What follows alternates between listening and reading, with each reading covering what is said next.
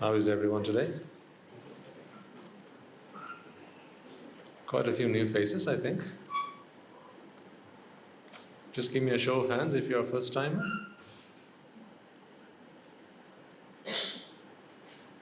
Excellent. All right. Welcome. Welcome to the Dharmishta Rajagiriya family. Yes.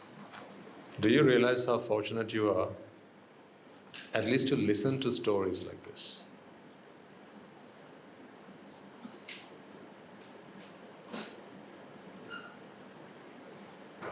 Whether you can do what he has asked you to do or not is another matter. But at least to hear a great message from a great person. What is it that makes this message great? Why is it a great message? Because it is the message that has made the man great.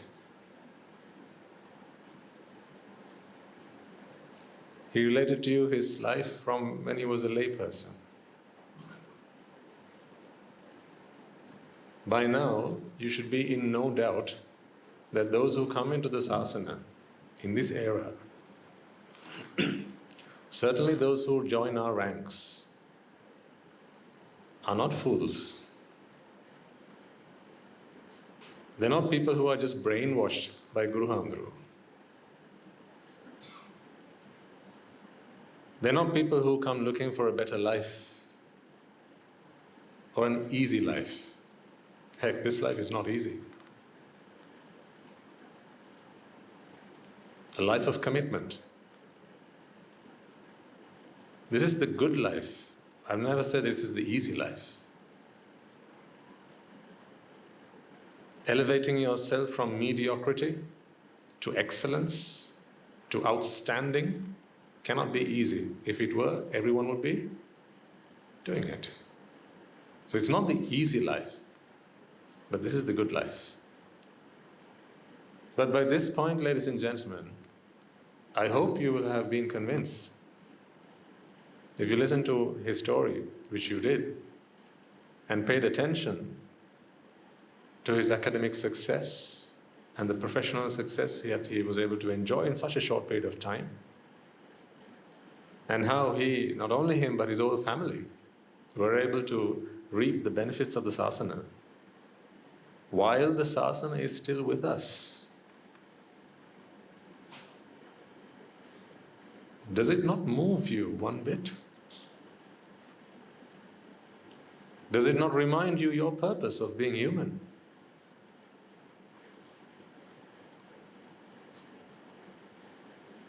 Like I said, that is why they come here.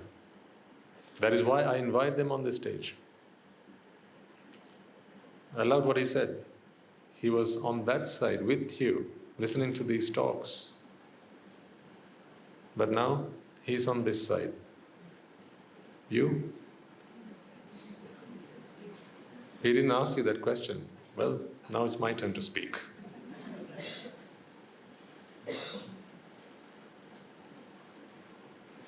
He's nice. I'm not.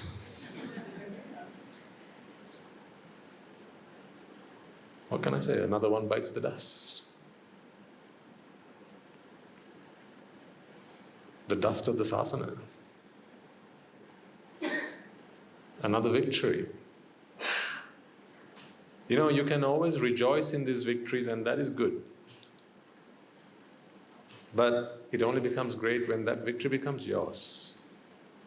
Each and every one of us, ladies and gentlemen, we are lone warriors on this battlefield.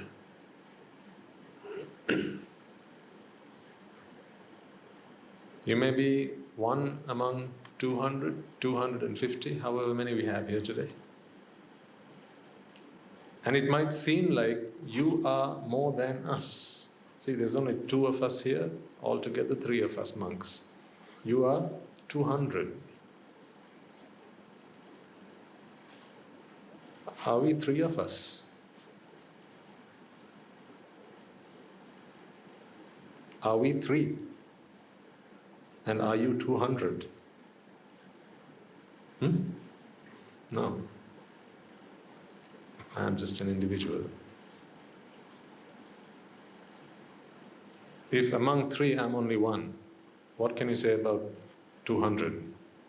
Once again, you are just 1. All of these are stories that you tell yourselves, tales that you weave for yourself. Look beside you. There'll be someone you know. Remember, what you know is just something you bear in your mind. That is all it is. We always remind you, you are alone here. You are an island. Until this victory becomes your victory, until you realize the value of human life and how rare it is to come across a sambuddhasana. I'm very grateful that Swami Nibbāna related to you. The numerical value of an eon, an incalculable eon. How many zeros did he say it was? 1 followed by 140. That's this number.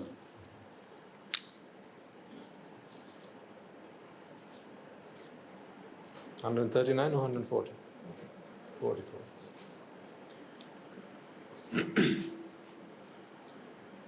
Ten to the power 144.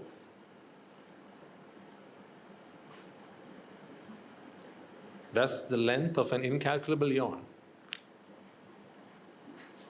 We have come all this while. That's what you must not forget. It might seem like it's just a day today. Today is just a day, yes. But you have been in samsara for countless days like today. When you have a bit of fun, you enjoy yourself, you tend to forget the problems of life. The adversities that life throws at you, you tend to forget. When you're having fun, like he used to. When you're at the party, when you're having your nice food and enjoying your music, when you're amongst friends, you tend to forget that grief is just around the corner. Fear is lurking everywhere. Sorrow is waiting to sting you.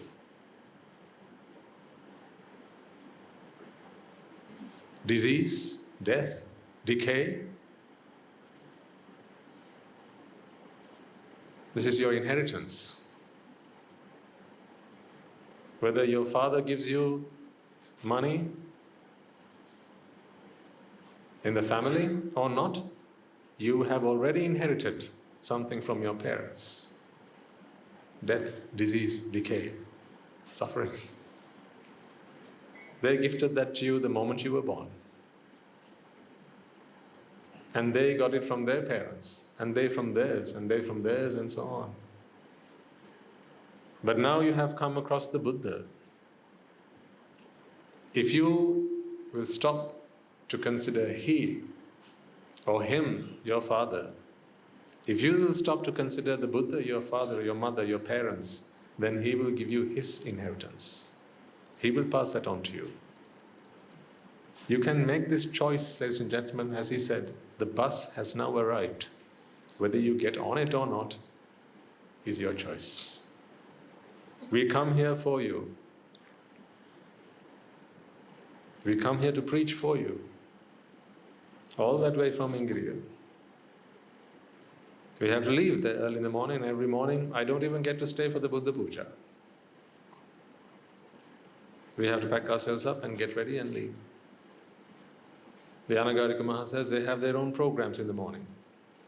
But we are out the gate early in the morning when the other Swami Mahasajas are heading towards the Valley Malur. They're going there to continue with their meditation. Others are sitting down to meet their teachers, to listen to the Dhamma. And then we get into a car to be driven here to Rajagiriya. And all along the way, all we get to see on either side of the road are people doing useless things. Useless, meaningless, futile things.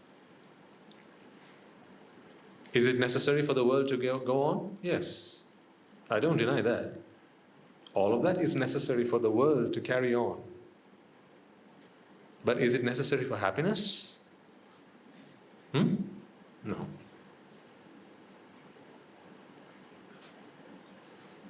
You don't need to eat cake for happiness. But there's a bakery that opens up at 7 o'clock in the morning. We drive past that every day. And every day, sharp at 7, he opens the bakery. There's a saloon next door. People are queuing outside. They come looking for happiness. There's a florist just across the street.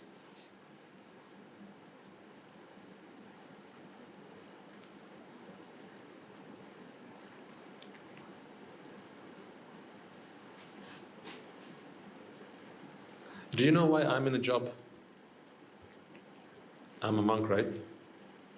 I'm in this job because you don't do your jobs properly.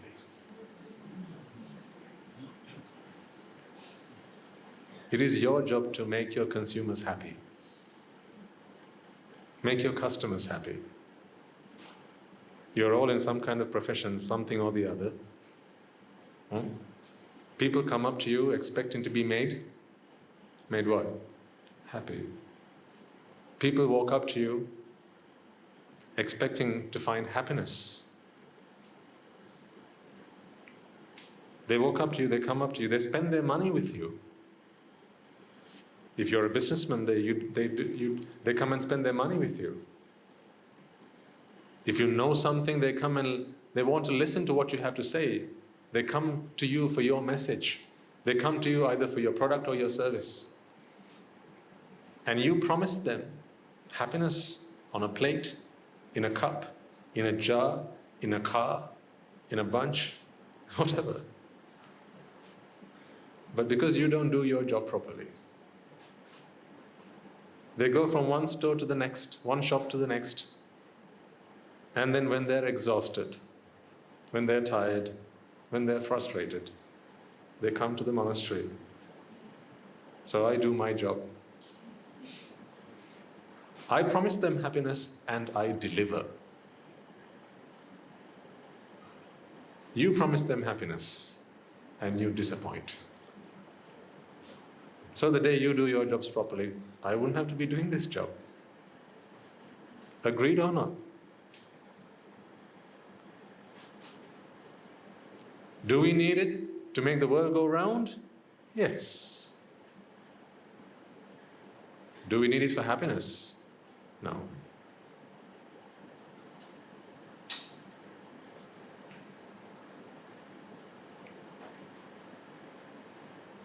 It's everyone for themselves, ladies and gentlemen. Everyone for themselves. So I want his story to inspire you. I want you to be inspired by what you've heard. I want you to find yourself somewhere in that story. So he left a trail of breadcrumbs. I want you to go pick a breadcrumb and then follow that trail. All of this has to be a means to an end. Would you trust a doctor who says to you, "Thank you for coming, I'll see you soon"?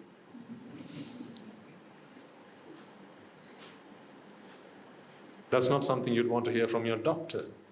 Am I right? So, if I were to come here and say, "Thank you for coming, I'll see you again soon," what does that tell you? You have only got to be here because you have a problem, ladies and gentlemen. If you don't have a problem, don't come. Let me say that again. If you don't have a problem, don't come. Stay at home. Don't come to Rajagiriya. Don't come here for the sermon. Don't come to the monastery. Don't come to the sasana. Unless you have a problem. But if you have a problem, don't go anywhere else either. I need you to understand this. I really want you to understand this. The difference of whether you will find your life's purpose or not depends on whether you understand this or not. Simple as that. If there are any among you who have realized that for happiness there's only one thing I have to do, and that is the Buddha, the Dhamma and the Sangha. The Noble Triple Gem is my refuge and nothing else. If you have come to that point in your life by now, you are already on the way to victory. So much so that you can already consider yourself a winner. Because on this path, there is only one end, and that end is Nibbāna. For one who has taken refuge in the Noble Triple Gem, there's no turning back. So I think it's time you checked for yourselves whether you have truly taken refuge in the Noble Triple Gem, or is it merely something you chant before a sermon?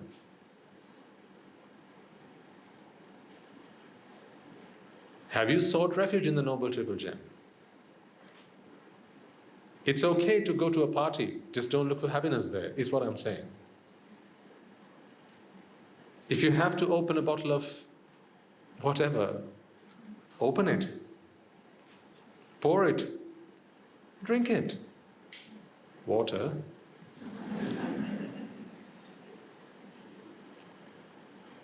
It's okay as long as your body needs the contents of that bottle for its upkeep, for its maintenance, for its sustenance.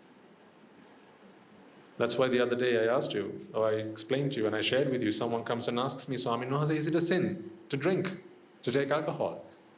Whether it's a sin or not, it's an insult. Whether it's a sin or not is another matter. Why insult yourself? Why insult your intelligence?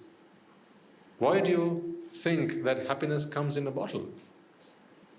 Whether that's Chardonnay, whether that is champagne, or whether that is orange juice, why do you think happiness comes in a bottle? If happiness came in a bottle, do you think they'd be selling them to you?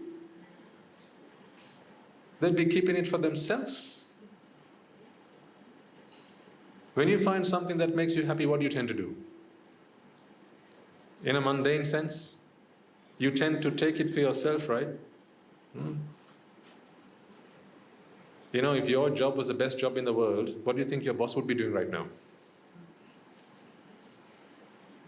Please use your common sense. If your job was the best job in the world, what do you think your boss would be doing right now? Whose job? Your job. Then you wouldn't be in a job, right?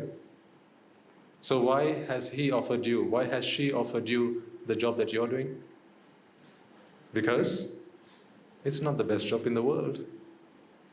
Because he or she was probably once doing your job and it didn't make him happy. So he thought, nah, sort this. I don't want this anymore.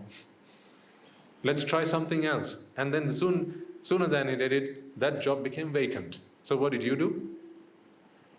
You applied for it.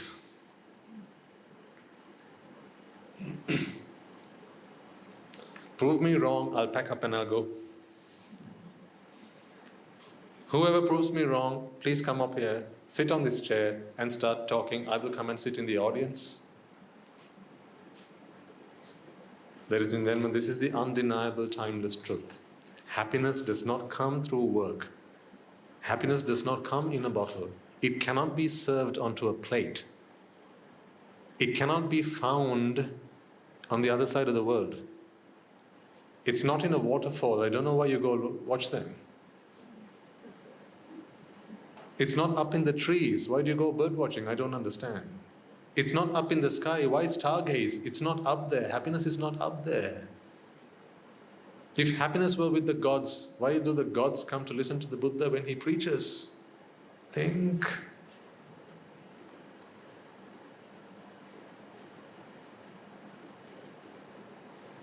Think.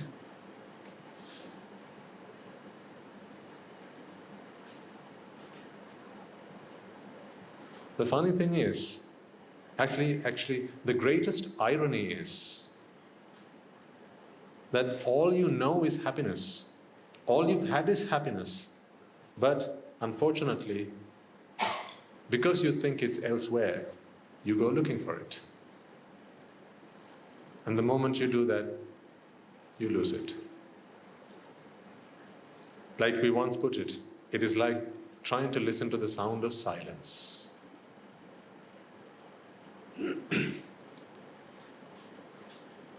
If anyone invites you to listen to the sound of silence, don't ask them what it sounds like.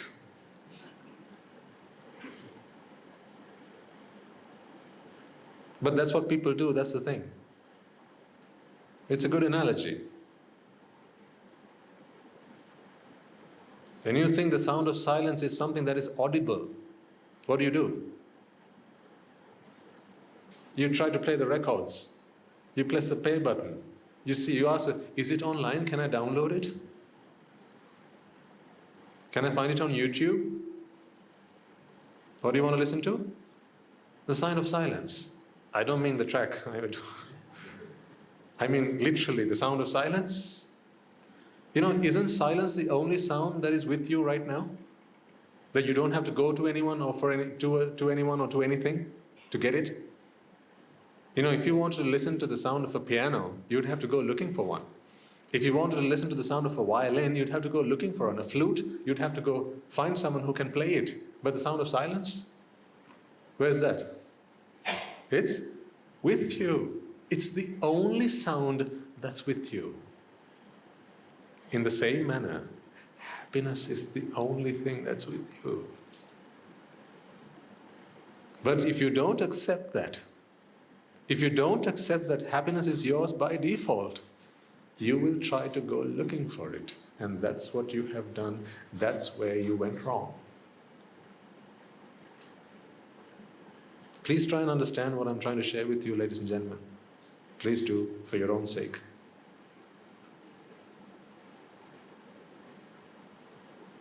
It's time to give up. It's time to give up. Give up this unnecessary fight.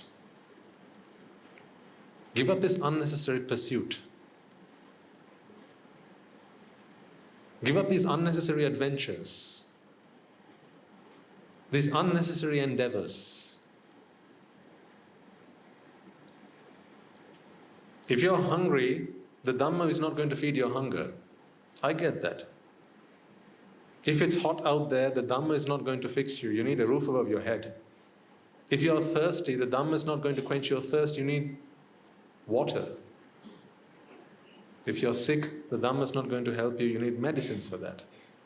But use them for that purpose and that purpose alone. But half the time, why do you eat? Is it because you're hungry?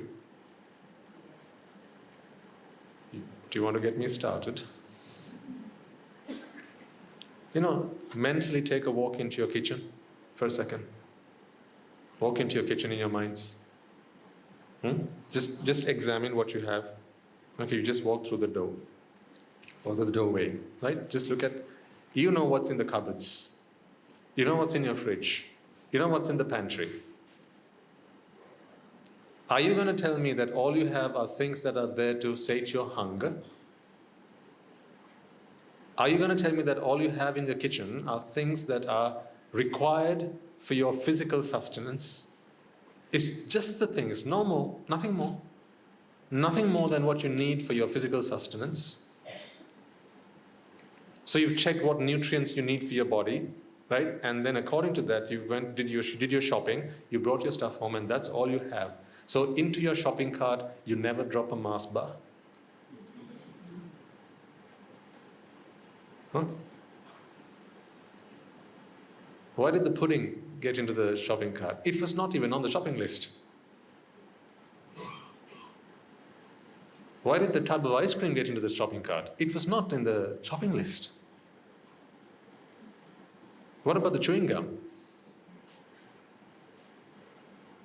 How did that get into your shopping cart? How did that get into the trolley?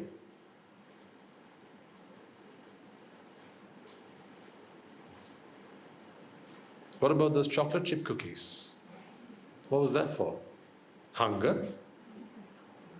Really?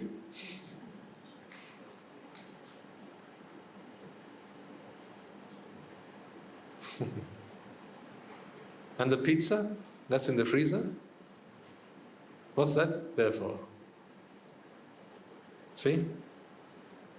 You don't realize, but you're punishing yourselves. These are not things that the body needs. But you don't care about that, do you? It is said that you must treat your body like a temple. It is said you should treat your body like a temple. I'm glad you are not the guardians of our temple. Because if you were, looking at what you do to your temples, open your fridge and see if you treat your body like a temple.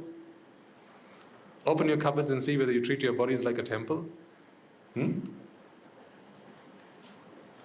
then 2, 3, 4, 5, 6 months down the line, the doctor says, get a blood count. Then you take the blood count, and what you have on there? The repercussions.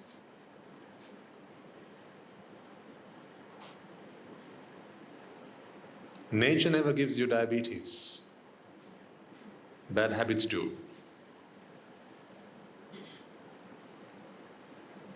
Nature doesn't raise your cholesterol levels. Bad habits do. You do that to yourselves. Now just think about it, ladies and gentlemen.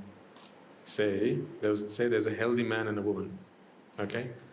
They decide they want to become parents. So they bring a child into the world.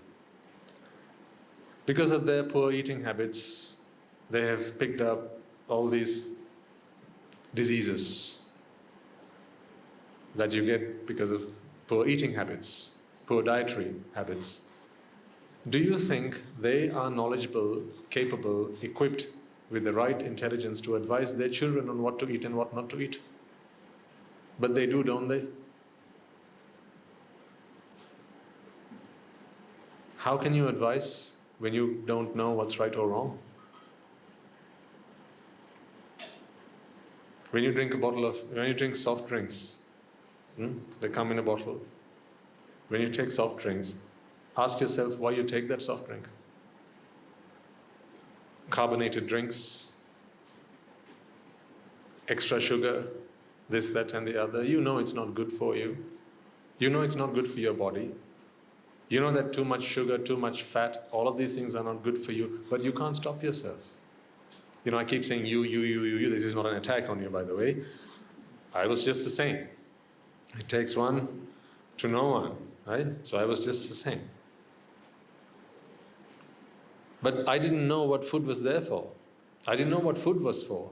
I didn't realize that it was a drug, it was medicine.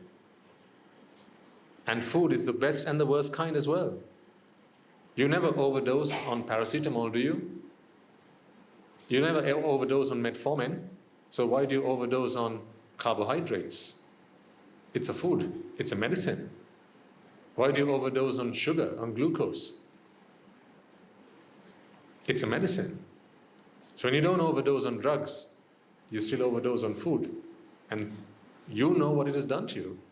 So today, you have to go once a day or every other day to the gym.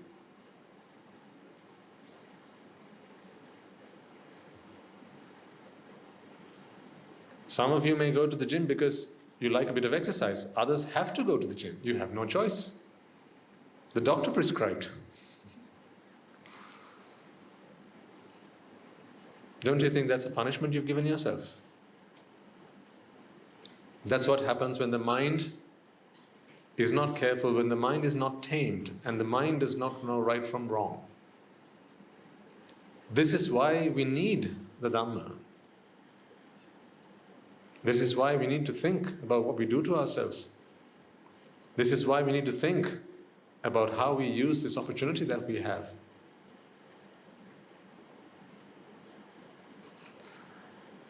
Don't be casual with life. Some people, they work really hard on their jobs. Perhaps there are many among you who do that, and that's good. I don't condone that. It's good to work hard on your jobs, but it's better to work harder on yourselves. If you work hard on your job, ladies and gentlemen, you will make a good living. If you work harder on yourselves, you will make a good life. Which one of these do you want? A good living or a good life? They're not one and the same. People make a living. But in the process of that, they sacrifice their life. Ask yourself whether that is not what your parents did. Ask yourself how many years of their valuable life they worked hard to bring up a family, to raise you up when you were kids, to give you a good education, to give you everything you wanted, and not just that, to meet the requirements that were set for them by society, neighbors, friends, all of that, to tick all those boxes so that they would be recognized as someone in society. All these boxes you have to tick in this day and age. Otherwise you are no one, people don't recognize you, people don't acknowledge you until you are prepared to meet them and their requirements and the specifications that they have set for you. You know, that is what our parents did. Today that is what you have begun to do. Don't live life like society wants you to. Yes, there are certain things you have to do, otherwise they will make your life a living hell. They will lock you up and say, no, we don't want you because you don't fit. But what I'm saying is, you have to draw a line somewhere. You have to draw a line somewhere. Working on your job is good, but working on yourself is even better. These talks on Sunday morning, it is not to help you be better at your job. But perhaps you're sacrificing a seminar which you could have gone to. Maybe there's a training program which you could have gone to on a Sunday morning that teaches you how to earn more, how to be more productive at the workplace. Perhaps you have sacrificed that to be here today. But don't let yourself think, what a loss, I should have gone to that instead. Because when you go there, you work on a living. When you're here, you work on your life. You only have to work on a living because you are alive.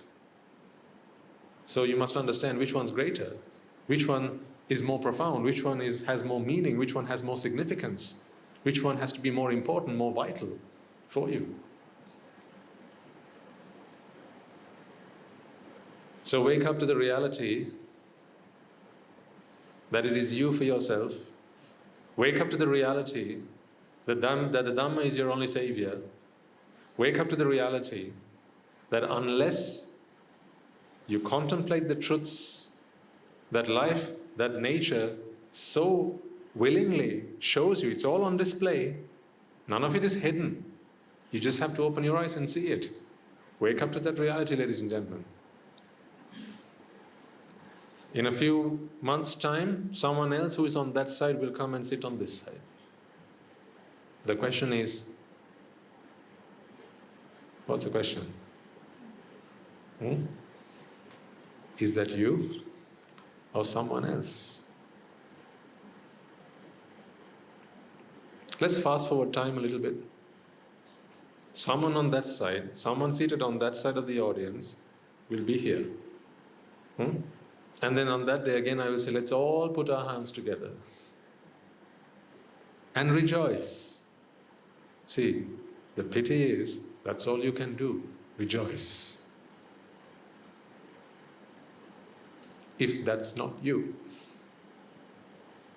But if that was you, if that is you, then you have won. But if that's someone else, all you can do is rejoice. When we say the Bodhisattva attained Buddhahood, what do? Sadhu, sadhu, sadhu. Rejoice. When we say the Prince Siddhartha was born, Vesak is coming around the corner. So we commemorate the 3 auspicious events in the Buddha's life, the birth of the Prince, and everyone goes, sadhu, sadhu, sadhu. Etam mangalam uttama. Then the Bodhisattva becomes the Buddha.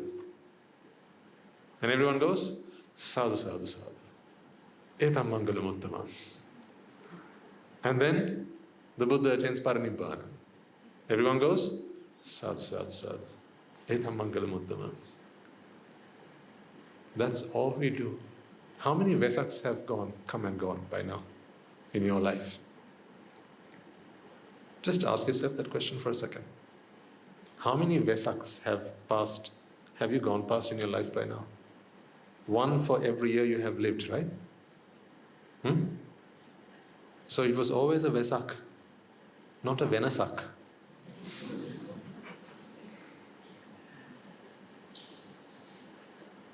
When is that going to happen? Venasak is a change in Sinhalese. It's just a word play. When is Vesak going to become a Venasak for you? A Vesak is an opportunity to go what?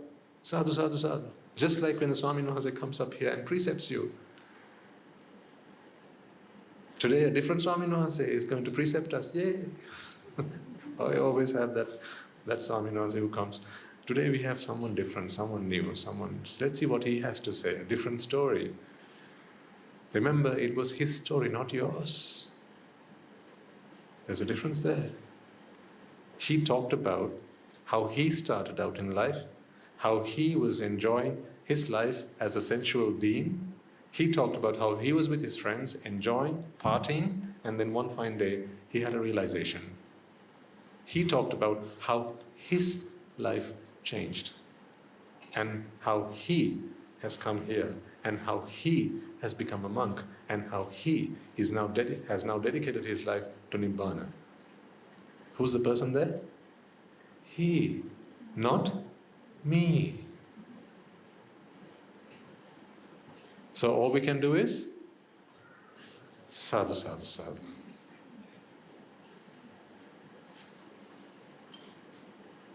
When does that he become me? Is my question.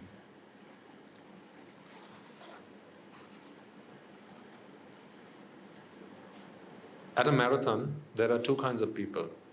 There are those who run and those who, come on, you can do it, come on, you can do it.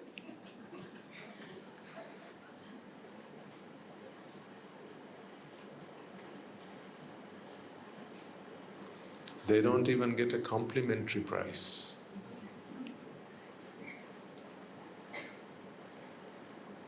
The first, second and third, they get medals.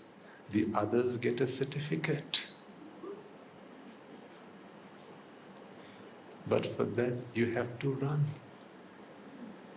If you don't run, not even a commiseration prize. Not even a certificate for participation. But you are there, screaming, cheering them on, throwing water at them, encouraging them. Saying, you can do it, you can do it. Like you do at the end of the sermon. When I come to you with my arms balled, you say, you can do it, Swami Nahase. Here, take this as well, you can do it.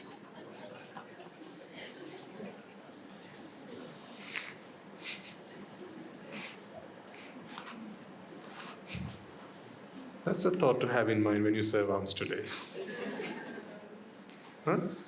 There's a marathon.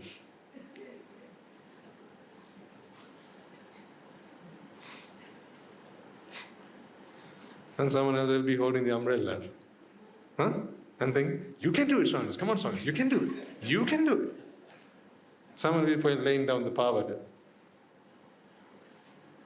And saying what? Yeah, come on, Swami. You can do it, Swami. Yeah, you can do it, you can do it. All the while Swami Nahase is thinking what? When are you going to do it? I know I can do it. Yes, I know that. I know I can do it. I don't need you to remind me of that. I knew I could do it. That's why I came to run the race. That's why I entered the marathon. It's not 100 meters, I know. It's not the 100 meters. I know it's a marathon. But only those who start will finish. When are you going to start?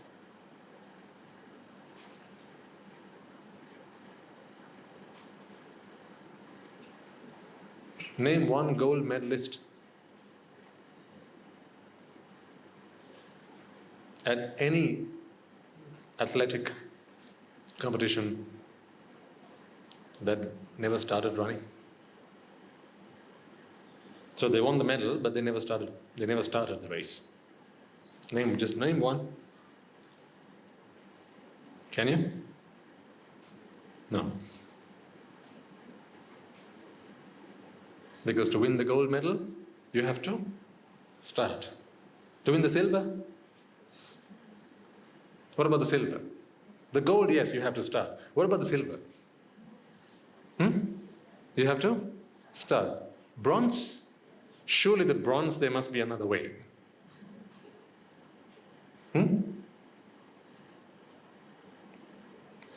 What about a certificate of participation? Surely, if you just cheer them on, you could get a certificate of participation. Yes? No. Then? What do they get? What do the people who cheer on, what do they get? A sore throat.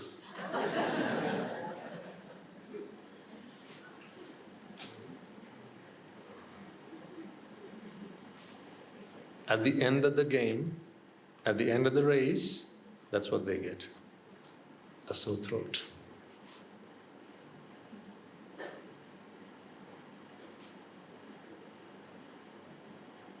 Don't expect any certificates if you don't want to run. Don't expect a medal if you don't want to run. Don't expect a cup if you don't want to participate. You'll tell me, Swaminatha, come on, Swaminatha, please be fair on us. And you cut us some slack, will you, Swaminatha? Please be a little bit more lenient on us. We have responsibilities. We have duties. We have obligations. We have families to look after. Yes, I know. Of course I know. Because so did I. I also had a family to look after. I also had duties. I also had obligations. So someone said, please cut us some slack. I never asked that from my teacher. I can't cut it out for you. I can show you the one that I cut out for myself. Because I can't get into the nitty-gritty of what your life circumstances are, but here's what I can say. Unless you take part, you're not going to win. Actually, unless you take part, you're not even going to lose.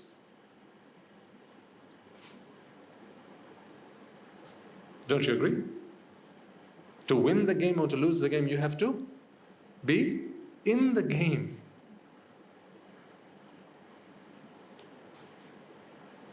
Two teams play. One wins, the other loses. What about the spectators?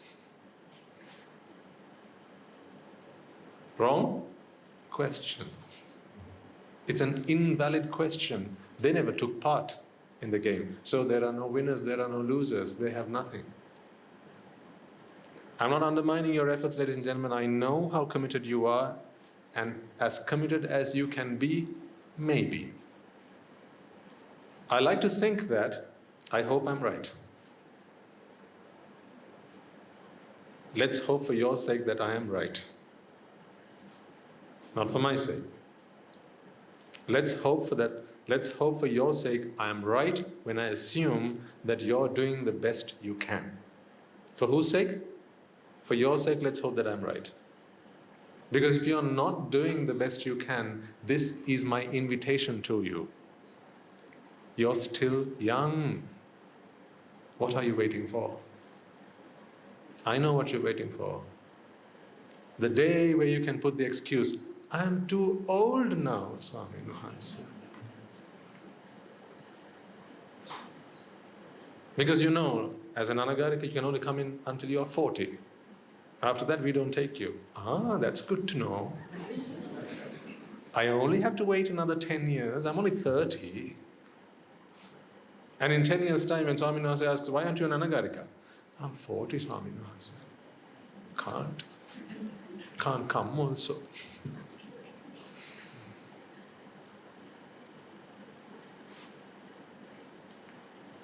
So now, the best you can do is, you can do it, Swaminatha, you can do it.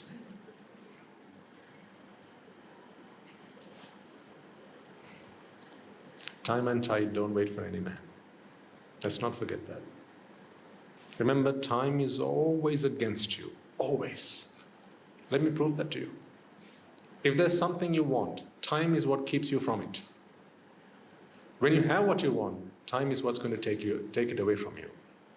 So time is always against you. Don't you agree? That's why the only way you can win this game is to become timeless, akalika. When your happiness is dependent on time. Because why is your happiness dependent on time? When does your happiness become dependent on time? When something has to take some time to get to you. Something like what? The cake in the oven? The pudding in the fridge? The proposal that you hope will be made soon to you? The child who's abroad? They've gone for their education or to settle down, and every year they come and see you. Now you are at the mercy of time. You cannot be akaliko.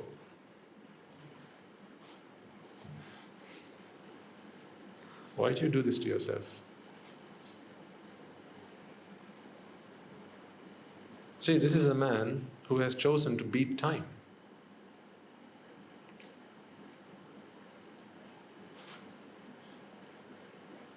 When there are scientists trying to understand time so that they can make the most of their time, there are scientists who are still researching time. This is a very abstract concept. There's a lot of work going on, researching time. Well, the Buddha said everything there is to know about time. Many years ago, he said, it's a fallacy. Give up your interest in time and become timeless. That is what is there to be understood about time, ladies and gentlemen. I don't know how else to explain this to you. To me, these words are so profound. To me, they have a huge effect on me. I hope it has the same effect on you. There are scientists out there, physicists out there, who are studying time. They have made it the topic of their thesis. It's their life. It's what they have committed their life to, studying time, chronology. The Buddha, 2,500 years ago, explained the fundamentals of time. He said that there is no such thing called time. The mind creates time. The mind fabricates time. Time is how you express how long you vex. So if you don't vex, why do you need time? What is kilos, by the way? Kilos. It's a unit, isn't it? A unit that you use to express what? Mass. Newtons is used to express weight. Kilos used to express mass. What is time? It's a unit that you use to express how long you've been vexing. That's what it is. He who does not vex does not need the metric of time. Believe me or not, today, one day you will. Sometimes these words might be, I don't know what this Swami Nasa is going on about. Shall we just offer him alms and send him off on his way?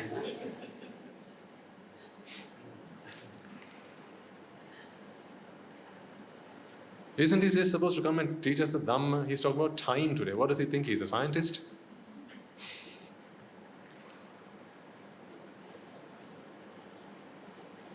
What about when scientists themselves need a scientist? Then who do they call?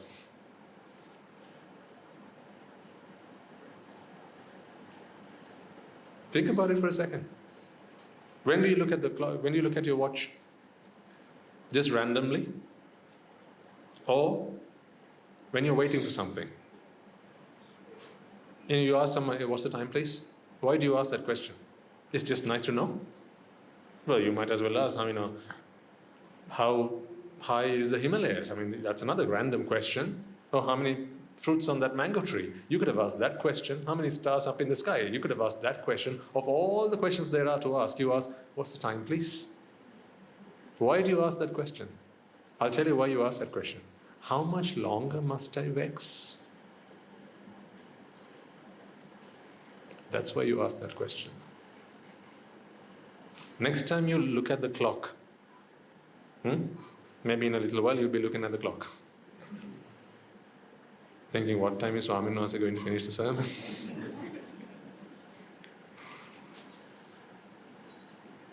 So next time you look up at the clock, ask yourself the question, why do you feel the need to quantify this something?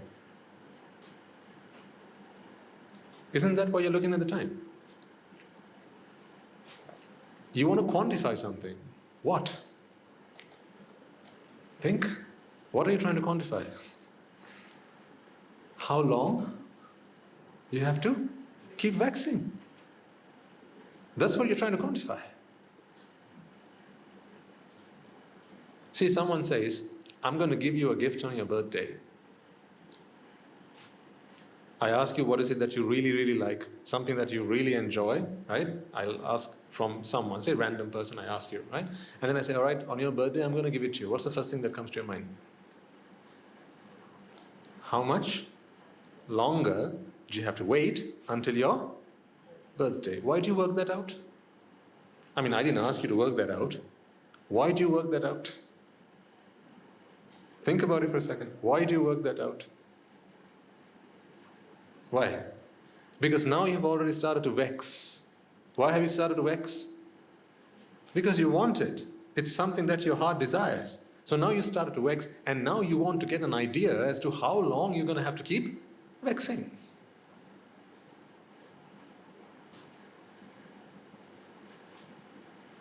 But what if it's something that you have no interest in? So I say, on your birthday, I'm going to give you a pebble. Just a pebble. I'm going to pick up a pebble from your garden and I'm going to give it to you on your birthday. Now you're going to, wait, birthday, that's going to be in another 3 months, I have to wait for that. Do you think like that? But say there's this fancy watch that you like, or a dress that you like, right? Or there's a car that you like, or something else that you like, and someone says, I'm going to give that to you on your birthday.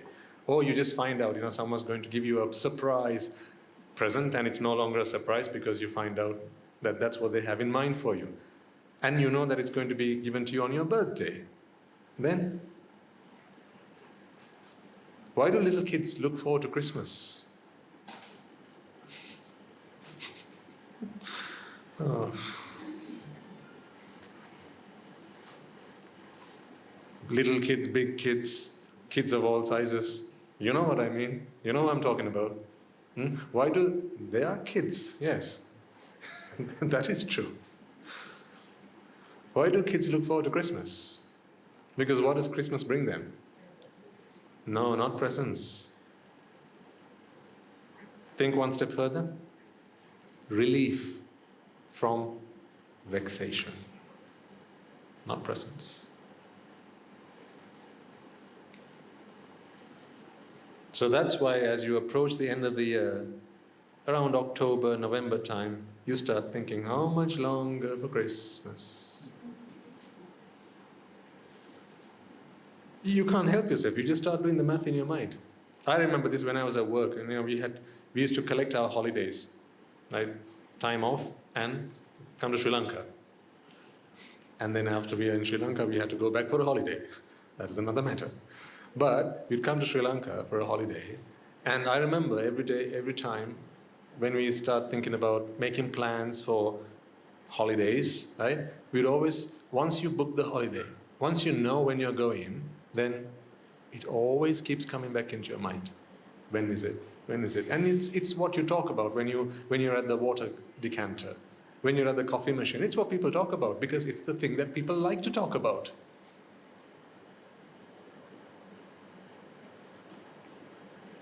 If you have your wedding coming up, Go back in memory to that day when all hell broke loose. Sorry, what? To that day, take yourself back down memory lane. 3 months before your wedding, you're on your toes, weren't you? You were so anxious because in 3 months you have your big day. You couldn't wait for it. Why? It was not the wedding you were waiting for. What were you waiting for? Relief from vexation.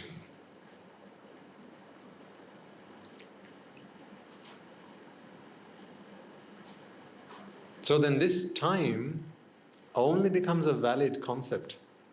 Time only becomes a fundamental requirement for you. It becomes something that it becomes a friend to you. You feel like you have to get to know time and try and make amends so that time's your friend. You feel like you have to do that because the heart vexes. If you are someone who can become free of ignorance and attachment, I promise you this, you are free of time. Because there is nothing that you have to keep waiting for, either to come to you or to go from you. If you are unwell, now what do you ask the doctor? Say you got a cough or a headache. What does it say on the box? Fast relief from pain. Sometimes they tend to give you a number, don't they? Why do you need the number? They say in 3 hours, 4 hours, or 2 hours, half an hour, this gives you instant pain relief. Why? Why are you interested in the number? Because what does that help you? Quantify. Quantify what? How long you're going to be vexed. See, that number on the box, on the paracetamol box, is only relevant to you once you have the headache, right? It's when you're the one with the headache, that number becomes interesting. But if you don't have a headache, who cares?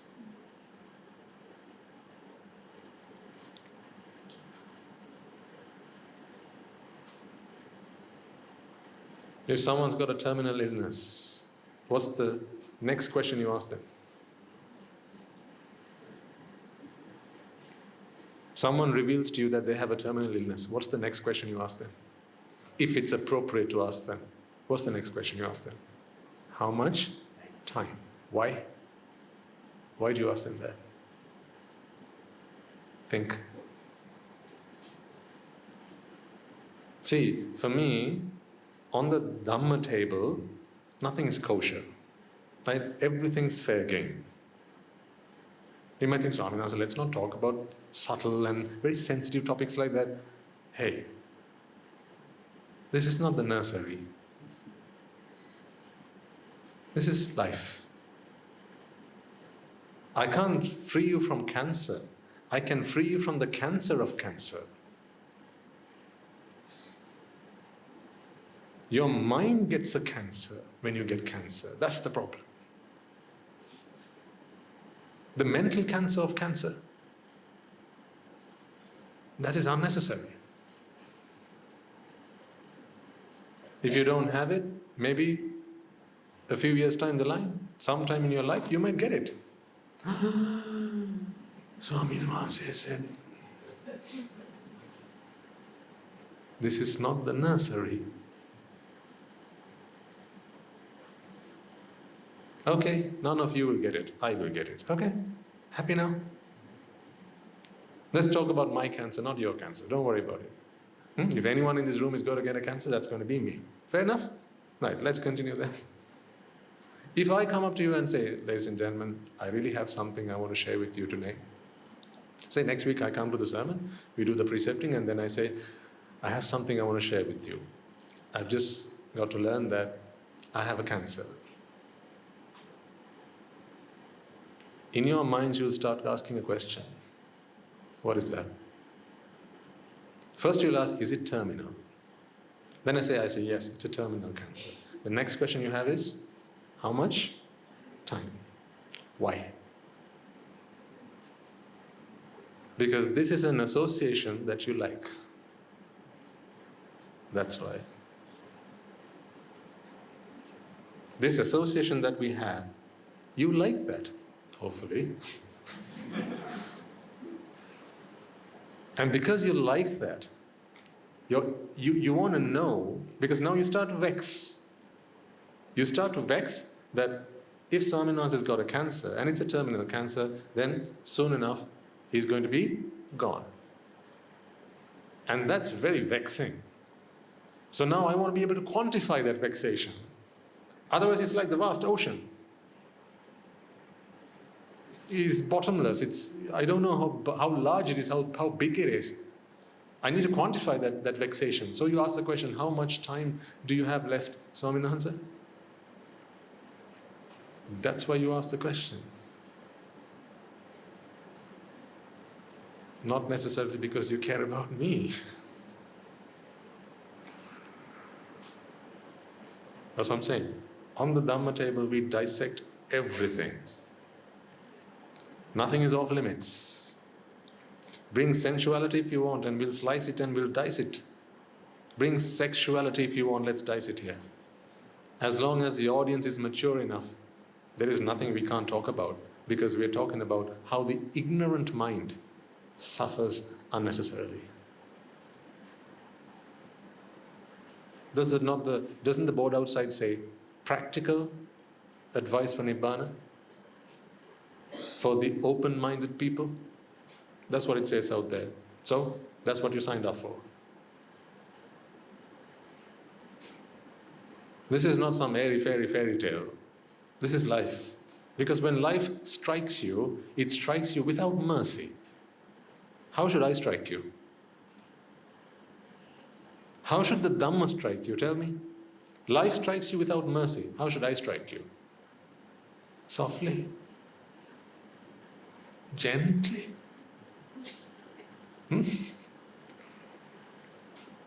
That's why these sermons are sharp and they cut. They're meant to.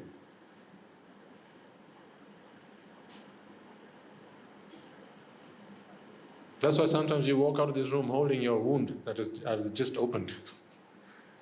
Maybe it hurts.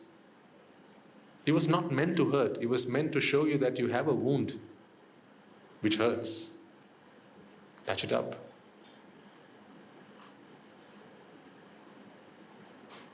Because we are talking about life here, ladies and gentlemen. I mean, I can give you a nice, sugary rose bed of a story, but when life strikes you, life strikes without mercy. When you get that cancer, if by that point I have not healed or I have not helped you and we have not worked together to heal the mental cancer, you're a goner.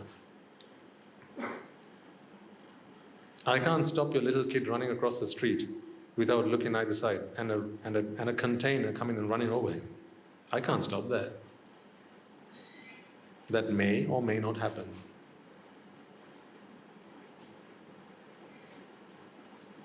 I can't stop your husband running into an accident on his way home from work. I can't stop that.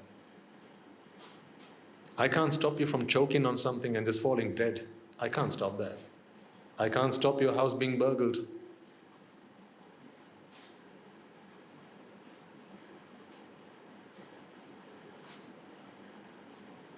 And I can't stop a fire from burning down everything you have worked day and night and your socks out for.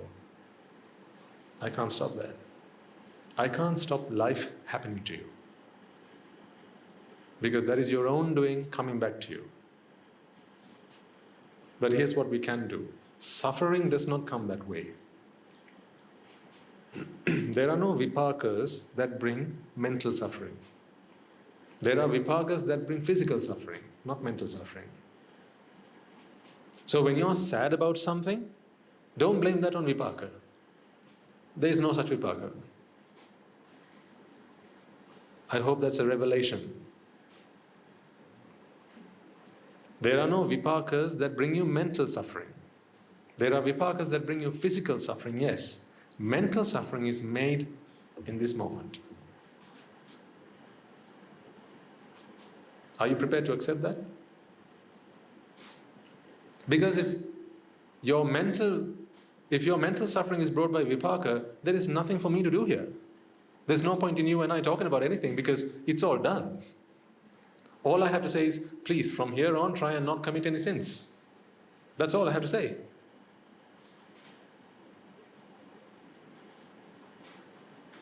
I can't, mental suffering does not come through vipaka. That is karma.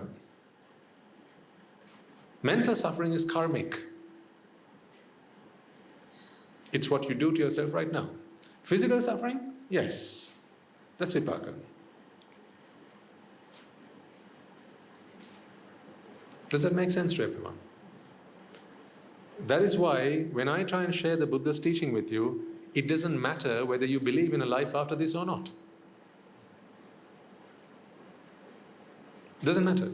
For the believers and the non-believers, this is the same stage. We give the same doctrine. It's the same theory, it's the same philosophy. Believers and non-believers, doesn't matter. Because I'm not talking about suffering in the afterlife, I'm talking about a suffering right now. If you're going to suffer right now, if there is going to be an afterlife, you will suffer then as well. If you don't believe in life after this, it's okay, you're still suffering now, aren't you?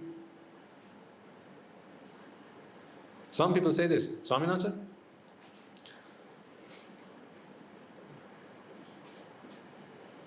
I don't suffer mentally.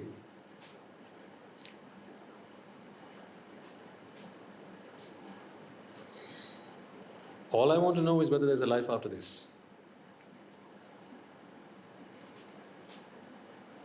And until you give me the answer to that, I'm very unsettled. I need to know, is there a life after this?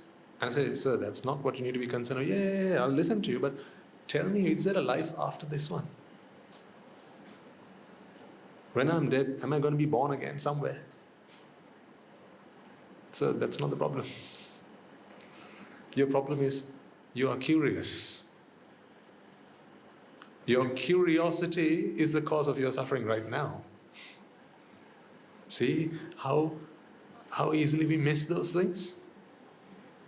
Have you never found yourself being overly curious about something and thinking that what you're curious about is the problem?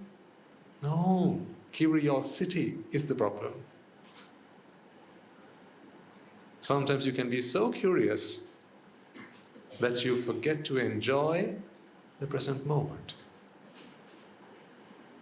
You're curious about the next moment. You forget that in this present moment, you're sacrificing your present moment happiness for curiosity to find out what's going to happen in the next moment. These are all the things that ignorance does and attachment does to you, ladies and gentlemen. So, engage. Engage in what we're doing here. This is not just a lecture. I hope you know that. This is not just a lecture. This is not university or college where the teacher comes and gives a lecture, you just take down some notes, right? And then there's a paper at the end of the term. You just have to write the answers and try and get a good mark. It's not that. I don't have to give you a test. You are the test. Now is the test. At school, you get the test at the end of the term. What about here? When do you get the test? Right now. Now is the test. What is the test now? What is the test now? Are you at peace now? That's the test. Nibbāna is always in the present moment. So then, suffering, that's also in the present moment. So if suffering is in the present moment, Nibbāna has to be in the present moment. So your freedom is in the present moment. That is why we always encourage you, ladies and gentlemen. That is why the Swaminatha has come here, to invite you to aspire to the day, to the goal, to your dream, to an ambition where you are free of time. Become timeless. Become someone who does not vex. Once you have become someone who does not vex, it won't matter how big it is, how small it is, how long it is, how much you have to wait for it, how long before, how long until. All of these questions, because you vex. You know, when they say the exams are coming up just around the corner, the question that comes to mind is, how much more time before the exam? Once the exams are done, I think they have exams these days. We have them at our school right now. Once the exams are done, then you get your term break, right? See, when schools give their holidays, right, what's the question that comes to the mind of the teachers and the students? How long? How much time are we going to get for our break? Why? Why is that a concern? I mean, I'll give you something that you can relate to in your current situations. When you're taking up a new job, you're signing up the contract, one of the things you'll have to check is how much holiday they give you. Besides your pay, your remuneration, how much holiday they give you. Why is that a concern for you? I mean, you love your job so much. Huh? You love your job so much, but your attention goes to how many holidays do they give? But why? Why is the number of days you have for holiday such a big thing? Because it's something you desire. Because you vex for it. You want it. You want to be out of the office. And you're asking yourself the question, how long can I be out of the office for? Why is prison a prison sentence? Why is a prison sentence a prison sentence? When you get informed someone's been sent to prison, what's the question that comes to your mind? Let's say someone says, you say you commit some crime, they take you to the court, and the judge rules that you have to be incarcerated. So what's the next question that comes to your mind? What's the period? Why?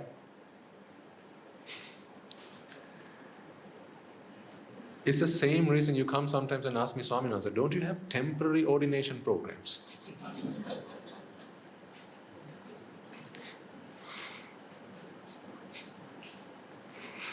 Sometimes people come up and ask, so don't you have temporary ordination program, like 2 weeks, maybe a month? Why? Why? Come on, think, why? Because you still desire your worldly life, your lay life, you still desire that. So the moment you think about ordination, now your worldly life you're going to have to sacrifice for that period of time. So you start to vex. Now you need to know, how much is that vexation? How much should I vex? What's the size of my vexation? So the best way to quantify something that is mental is to create another mental unit of measure. See, that is why time is not real. You have created time to measure something that is also a creation of the mind. If vexation was actually something out there, then there would be a scale to measure it of some sort. There would actually be a physical apparatus to measure it. The reason that you use something like time to measure it is because time is mental and so is vexation. They're both mental, abstract concepts.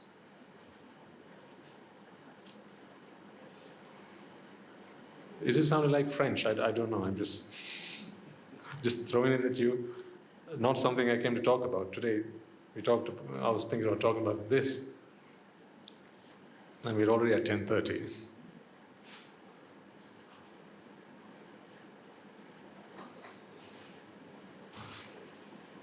Is it okay if we do it next week? Okay. Because someone's painstakingly put all this together. And this is a bit of an activity we did at the monastery to explain the concept of anicca, dukkha and anatta. It's a fantastic experiment to really get the point across. So we did it once in a Sinhalese sermon, And one of you who cares so much about everyone, because they were there in the sermon, in the Sinhalese sermon, and they wanted the Rajagiriya audience to listen to that as well. So they came up to me and invited Swami and said, please could you do that for this crowd as well? And not only an invitation, but said, everything you need, I will prepare and bring with me. All you have to do is just come and do the sermon, Swami said. Are you going to suggest now it is I who do all this? That's what I say. This is the community. This is the Sangha. Sukha Sanghasa Samaggi.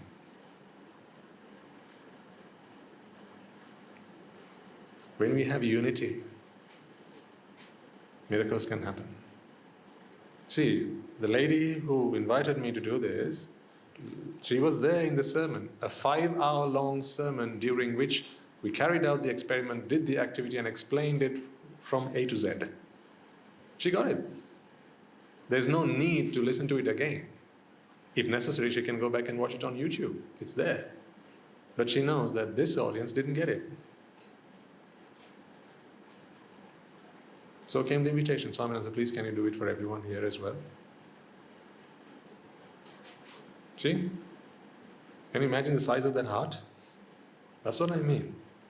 People like you, everyone's like that. Everyone who is on the path of Nibbāna are like that. Selfless. Because there is no such thing called my suffering and someone else's suffering. Suffering is suffering. In which case there is no such thing called my Nibbāna and your Nibbāna. Nibbāna is Nibbāna.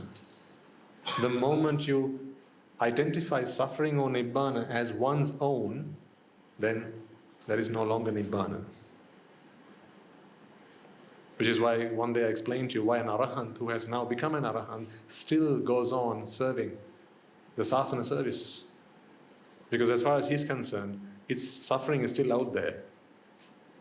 We have only taken out one drop of water from the ocean of suffering.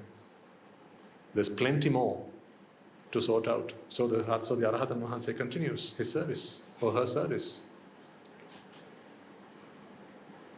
So we might do this another day, just conscious of time, because I really want to take the best part of the 2 hours and really explain this to you. This is a very effective, practical exercise to get you to understand or help you to understand the concept of anicca, dukkha and anatta. We've been building up to that. As soon as we start talking about it, it'll start to make sense in your mind. Things we talked about, such as how necessity is the mother of invention, remember? It's to get that concept across to you, but in a very visual way. So I want to do it justice. Not only because of the topic itself, but also because of the effort that has been made. I want to do it justice. So maybe we'll pick it up next week.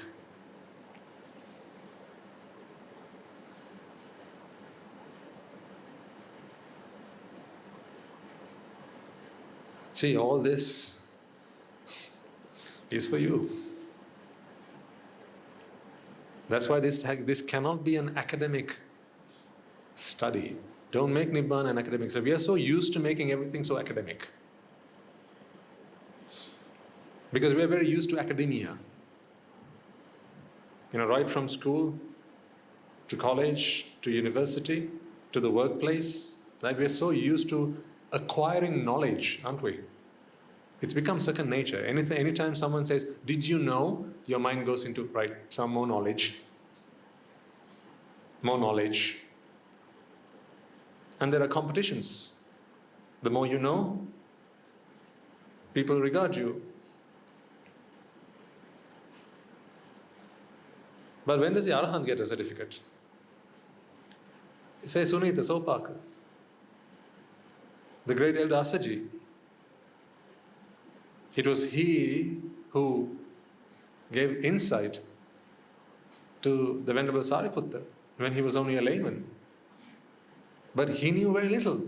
When he asked the question, sir, what is it that you understand in the Dhamma? He said, I know very little Dhamma, really. Ye Dhamma hetu pabhava. te sanghetu tathagato aha, te sanchayo nirodho, evam vadi mahasamano. He said, that's all I know. In that stanza itself, one line is dedicated to, that's the preaching of the samana, the mahasamana, the Buddha. So actually I know only the first 3 lines. Actually the last line is a confession. Not even all 4 lines of it was his knowledge. Only the top 3 lines was his knowledge. The last line is like, that's all I know. So please go to the Buddha and he'll fill you in on the rest of it. But to the wise, that was enough. 2 of the greatest men we have seen in the sasana, for them, those 4 lines were all it took to become Sotapannas. Actually, to the first of them, only the first 2 lines. Ye dhamma hetu pabhava, te sanghetu tathagato aha. Got it. You're looking at me going, God, what? I know, because I was the same. When I first heard that, I was like, God, what exactly? And the great elder Sariputta, he got it. We are like, God, what? What did he get? Ye dhamma hetu pabhava te sanghetu tathagato aha. Okay. That shows the difference in wisdom.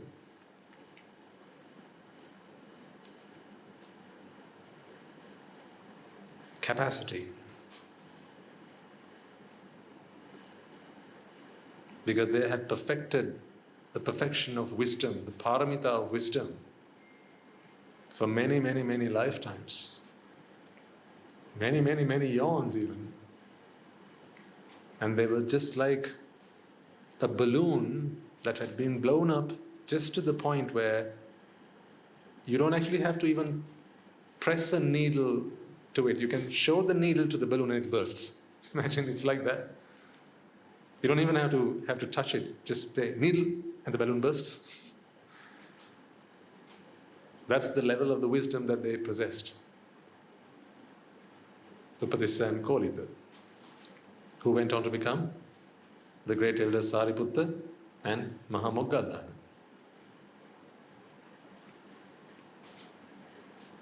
Only second to the Buddha in wisdom. Can you imagine that? To have a wisdom only second to the Buddha? I mean, I can't even imagine what that is like, let alone imagining what the Buddha's wisdom was like. He was only second to the Buddha. So, when I say the great elder Sariputta, his wisdom was only second to the Buddha, what are you supposed to do? Sadhu, sadhu, sadhu. You can do it.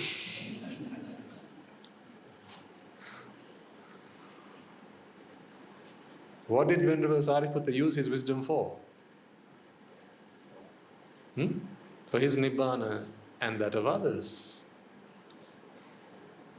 His best friend, his closest friend, his mango friend, Mahamoggallana Thera, he was only second to the Buddha in his psychic powers.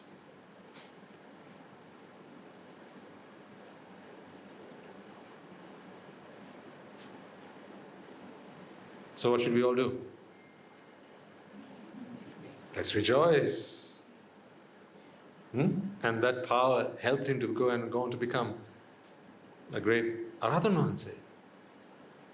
And many others followed suit. And then when I say Bhadrakachayana,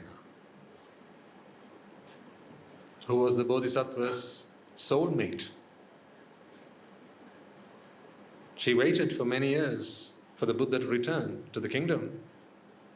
And when he did, she had a little son with her and said, "My dear boy, there comes your father. Go ask him." For what?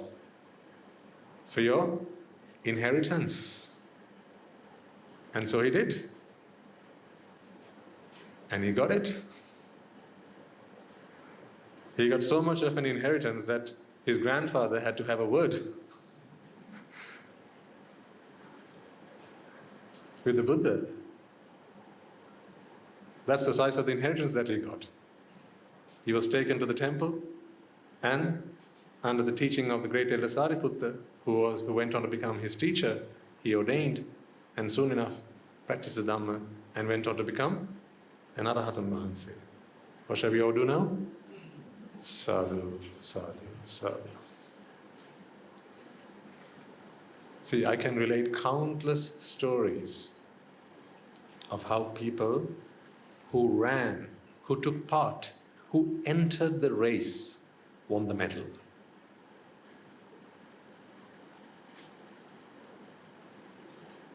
But I have no stories of how people who did not enter the race won anything. No stories. What do you want me to tell about you? What would you like me to say about you someday?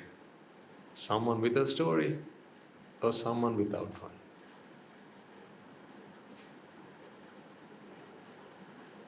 This is not to discourage you. Of course, this is not to discourage you. I think you understand that.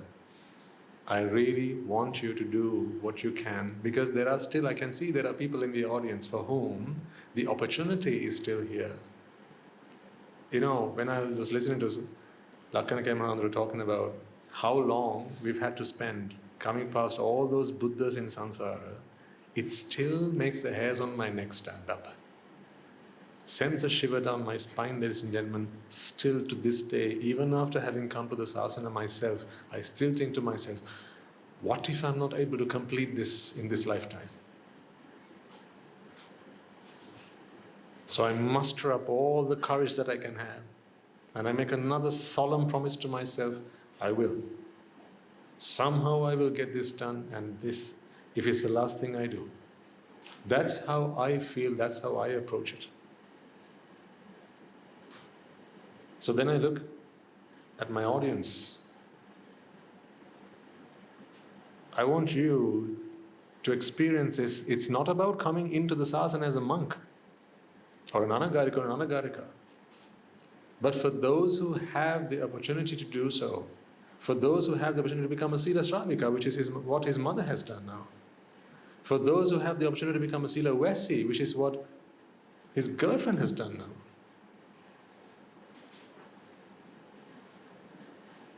for those who have the opportunity to become an anagarika, which is what his sister has done now. See, 3 in the same family. The only one that's still out there is the father. We have plans for him as well.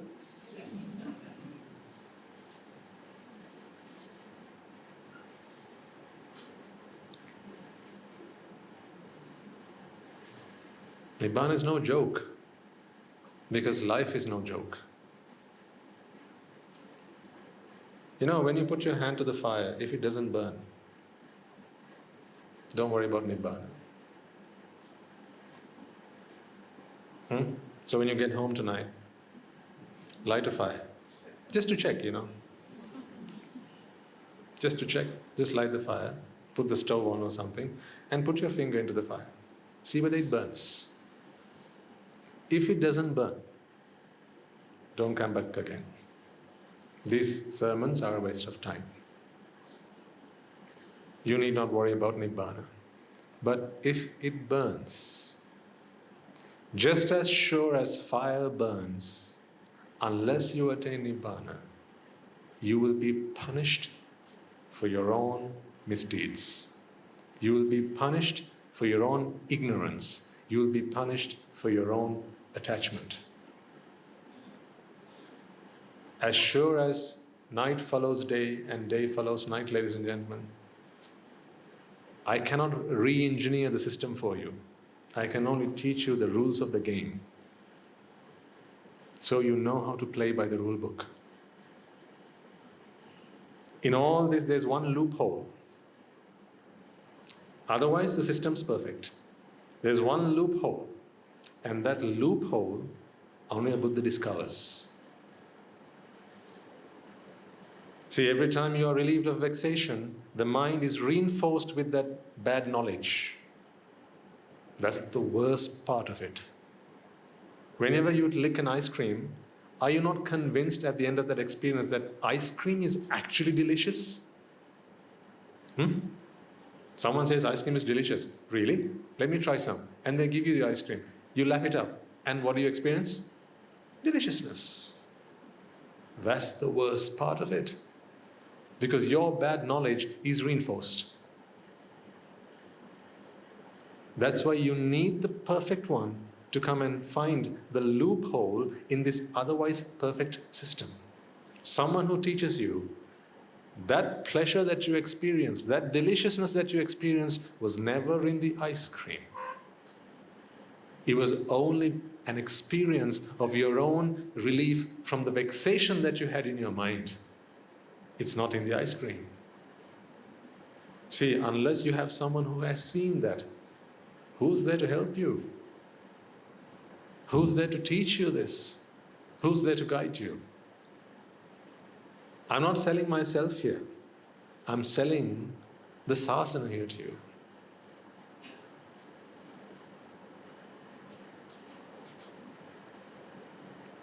So please be serious.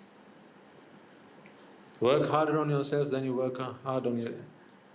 I'll start again. Work harder on yourselves than you do on your jobs. The purpose of life is not to make a living. It's to make life itself. Fix your life.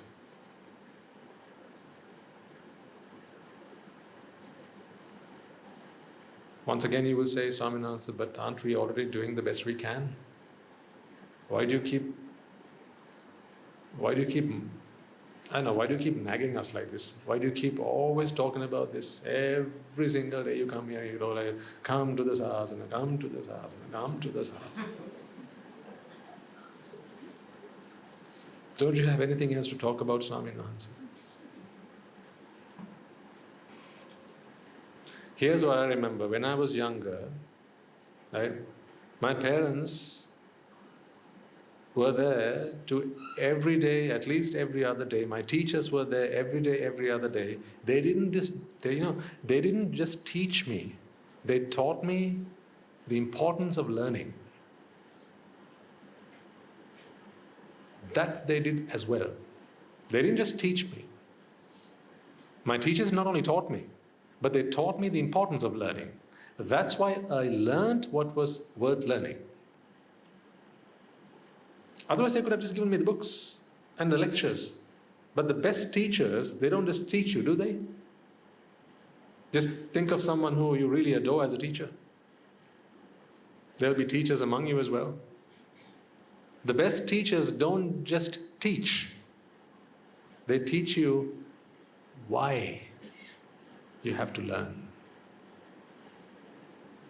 That's the part I'm doing with you from time to time. I don't just come and explain the Dhamma to you. I remind you why. Why the Dhamma?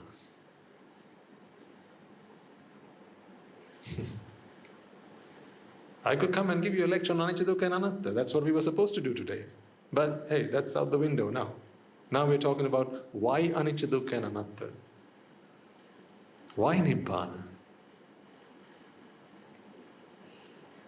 I need you to have found that burning desire within yourselves, ladies and gentlemen. You must, it's a must. There's no choice about that. If you're really serious about Nibbāna, you have to have that burning desire within you. I first got that, then I became a monk, not the other way around. Because you know something for sure. Whatever your heart desires, it will go in pursuit of. And it will achieve that. The reason that you have become so successful in your careers, in your lives, in whatever endeavor you have taken on, is because your heart so desired it, you didn't stop. When someone put a challenge or an obstacle in front of you, if you really want to jump over it, didn't you? Did you or didn't you? You did.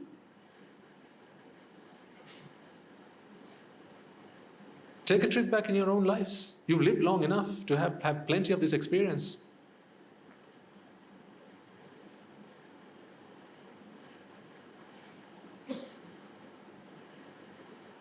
When someone put a challenge in front of you, an obstacle in front of you, if you really desired what was on the other side of it, There was no one that could stop you. You went for it.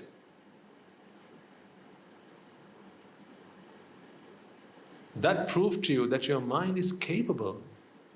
Because what the heart desires, it will always find a way to achieve it. I need you now to desire freedom from desire. I want you to desire freedom from desire.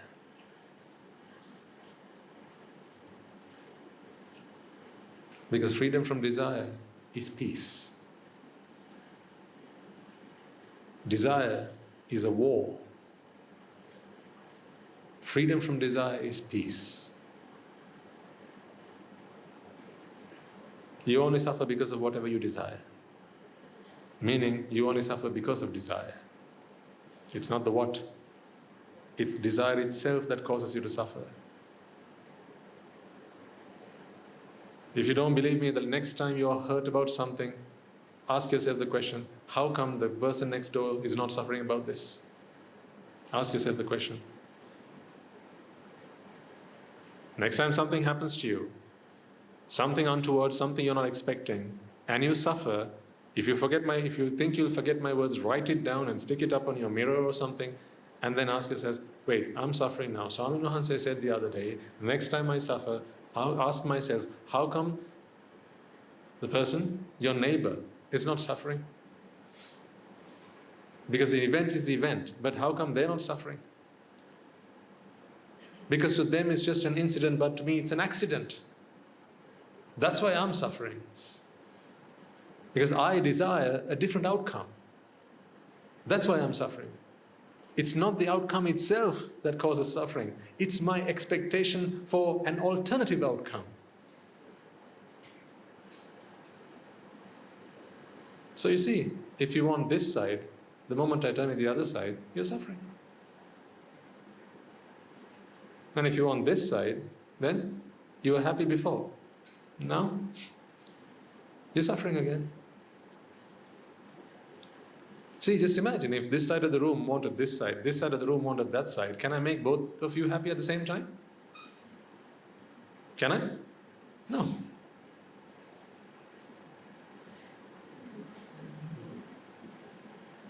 See, now I have friends and enemies. Now you are friends, now you're enemies. Now you're friends again, and now you're enemies. What about this side? When they're friends, you are my enemies. Now, you're my friends, and you are my enemies. So can I make peace with the whole world? Can I? Can I? No. Can you make peace with the whole world? No. Where can you make peace? This whole world. You can make peace. That's why I say, I can't stop the world turning on its axis. It will keep turning, folks. I can't stop that for you. Ups of life, downs of life. I can't stop them coming to you. Just as much as there'll be good days, there'll be bad days. I can't stop that coming to you. I can't stop the world revolving on its axis. I can't stop that. All I can do is to help you find peace. Peace with what? This and this. Right now, your peace is just this. If this is peace, this is war. But if you can be at peace with this and this, then what that means is you really don't care which way it turns. In other words, you're no longer interested in that. Walk out of the prison cells that you have walked into, and guess what? The gate is not locked. It's wide open. Why are you still in it?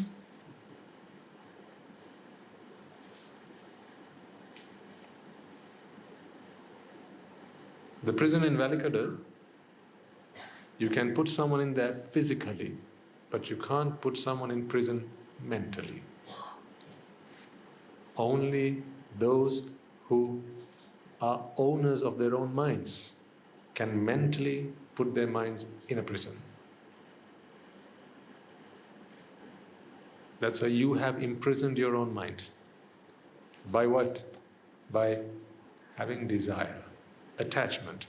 Because you have attachment now, either this or this, not both. You know what I mean by this, right? I'm not talking about a fan here. I'm talking about the world. You like it green, he likes it blue. She likes it pink, he likes it blue. Now what color are we going to paint the walls? Shall we go half-half? That's why they have pizzas, right? Half and half. She likes cheese and tomato.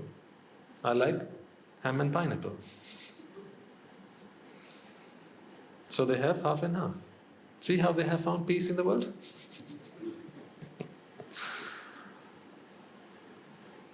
That's not a sin. That's an insult. So the next time you walk into that hut, the next time you walk in there, and you have to ask your partner, what do you want? Let's have sausage. Okay, what are you going to have? I like chicken tandoori. Okay, half-half please. So now you're placing your order. Right? It seems like they have helped you find peace at Peace Hut.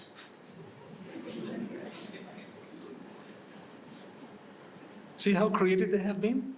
They have invented a pizza in a way that now the two of you don't have to fight with each other if all you can afford is one pizza.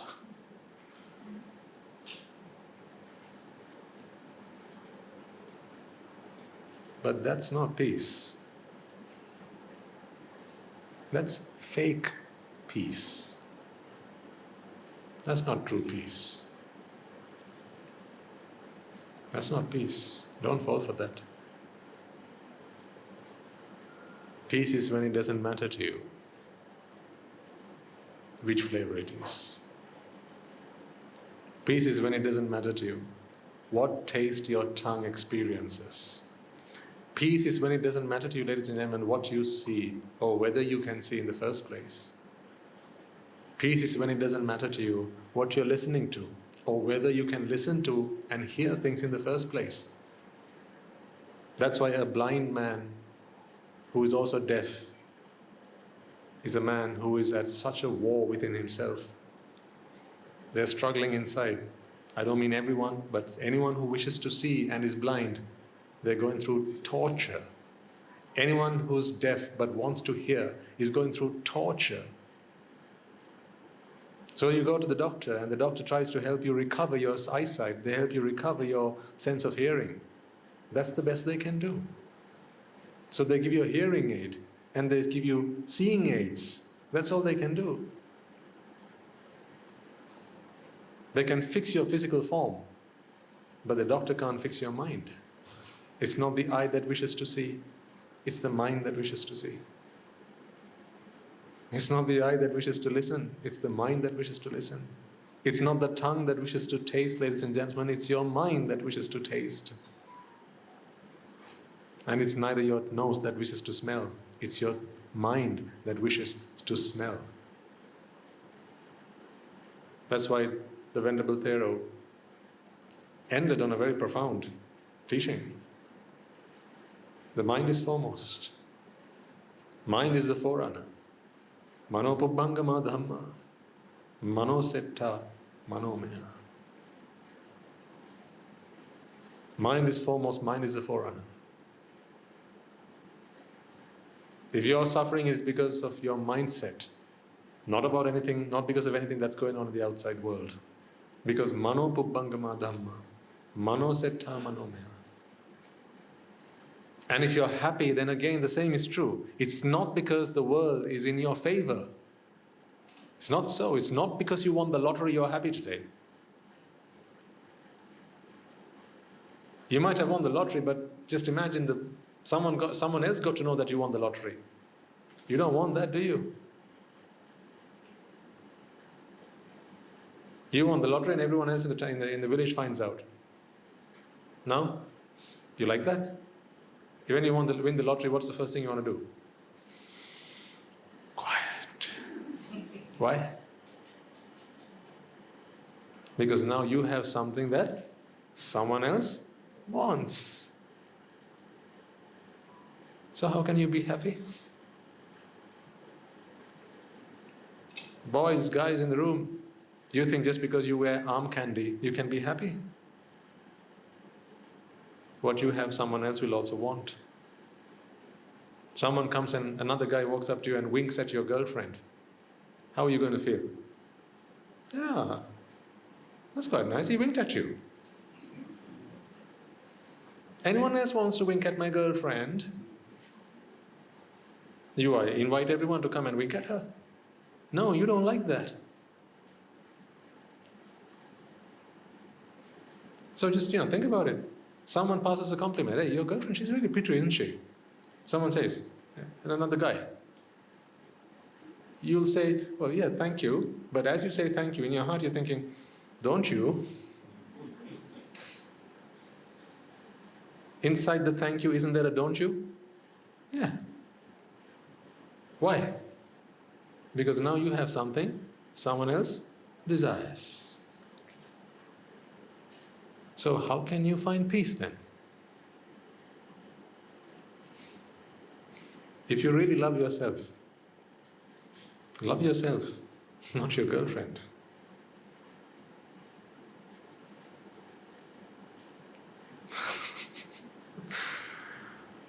Oh.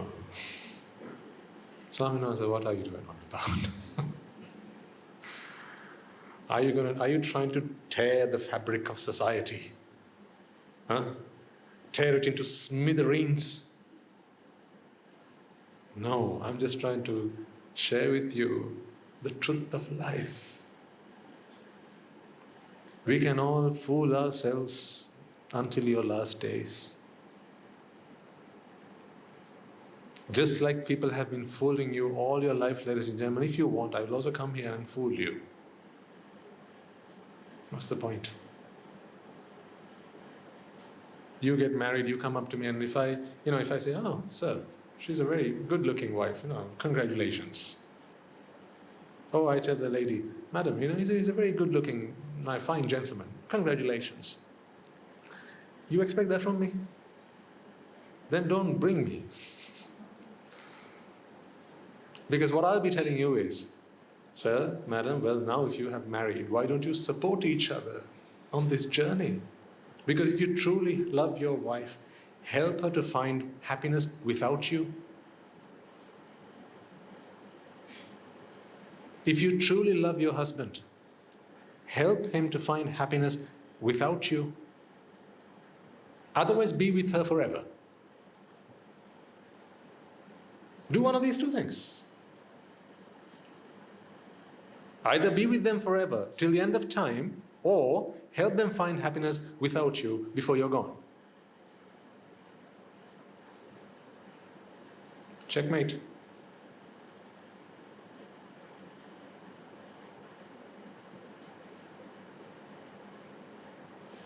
You go out to work. She's at home, she's suffering. She hears on the news that there's been a bomb blast, or there's been an accident, there's been a fire, and now she's suffering until you get home, until she hears from you. She's suffering. Why do you want her to suffer? If that is love, I hate that kind of love. And so should you. If love is merely the other side of hate, if love always comes with fear and sorrow and grief, why do you want to get into that?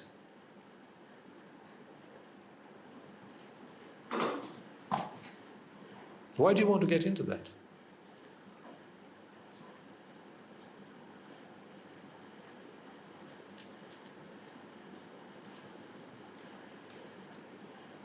That's what I mean, love yourself. I don't mean be selfish. But until you are able to learn to love yourself, you will not know how to teach your spouse, your girlfriend, your boyfriend, your husband, your wife to love themselves as well. At the monastery, Guru Hamdru loves us all. He loves us so much that he teaches us how to be happy without him. That to me is true love. If someone says, "Be with me and I will make you happy," that's a lie. Because the first half of that promise proves that they need you to be happy. What was the promise again? Be with me and I will make you happy. Then you have to ask them, why do you want me to be with you? Well, because that's what makes me happy. Well, if you need me to be happy, then how can you make me happy? Isn't it? See, but no one thinks about this. No one questions these false promises. It's just, blind leading the blind. Every day and day in, day out, just blind leading the blind. Everyone just goes and falls into the pit, the same pit that everyone has been falling since the dawn of time. You have to be different, ladies and gentlemen. Perhaps, next week, half of you will not even turn up. They'll be like, geez, we don't want this sermon. What's this all about? This is a sermon? Talk to us about Paticca.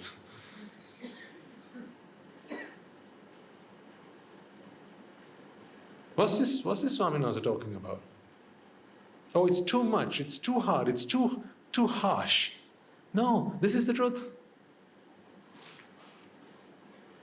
It's the truth.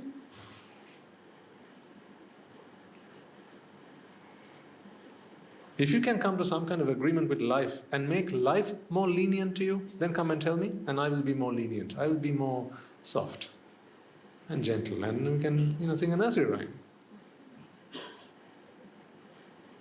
But let's face the facts. Life is difficult, and life is getting difficult by the day. Why is that? You're growing older by the day.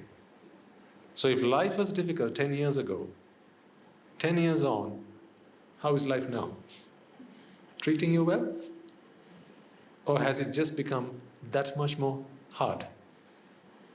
It's just become that much harder, hasn't it? So what about 10 years from now then? It's going to be that much harder. Another 10 years from now? Who will know? Well, someone else you'll have to ask, because he probably won't be even around. Who here thinks that they will live on for the next 30 years? Wishful thinking, that is. Thankfully, no one put their hand up. Because you know that life is just like a drop of dew on the edge of a blade of grass. If life is such, and the opportunity that we have today in the sasana, as the Swaminatha explained to you earlier, this opportunity is very sparse, it's very rare. Mustard seeds, don't forget. Mustard seeds. He said, not jackfruits, mustard seeds. Every 100 years, you pick up one. And you come back in 100 years' time and pick up another. The time it takes to empty that vessel is still less in comparison to how long you have to wait when one Buddha passes away for the next Buddha to come along. I'm not talking about Buddhas here, I'm talking about the message that they deliver when they come. This, what you're hearing right now. It's no joke, ladies and gentlemen. Please don't take this casually. It's no joke. You are growing older by the day. You're growing weaker by the day. Time is not on your side. Time is always against you. Whether you have what you want or you don't have what you want, time is always against you. Remember, you can't make friends with time unless you make friends with the Dhamma. Because these two things are mutually exclusive. If you are friends with the Dhamma, then time goes away. If you're If you have not made friends with the Dhamma, then time will engulf you. It will consume you. And then you will not be able to remove that wristwatch. I don't have one anymore. But I used to carry one with me because I was very time-bound. I don't mean in a very conventional sense. Of course, I need to know that I have to be here by 8 in the morning so that we can start the sermon on time. That's not what I'm talking about. I hope you understand that. It's not about that. It's about the way the mind vexes. When you're waiting for the promise of something, please do yourselves a favor. Not on my behalf. Do yourselves a favor. Use whatever the Swami Maharajs share with you. Use the help and support you get from your community. Use the opportunities to earn merits, and may those merits be your driving force. May it be your currency that you can expend on this journey to Nibbana. So earn that wealth.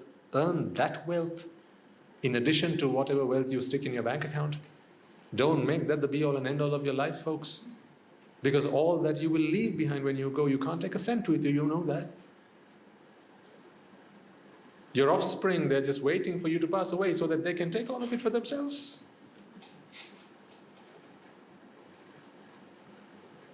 You might tell me, Swami, I said, don't be so harsh. My children love me. Yes, I know. Yes, your children love you. Because you have something that they want. So of course I agree, your children love you. Because that's what you taught them when they were younger.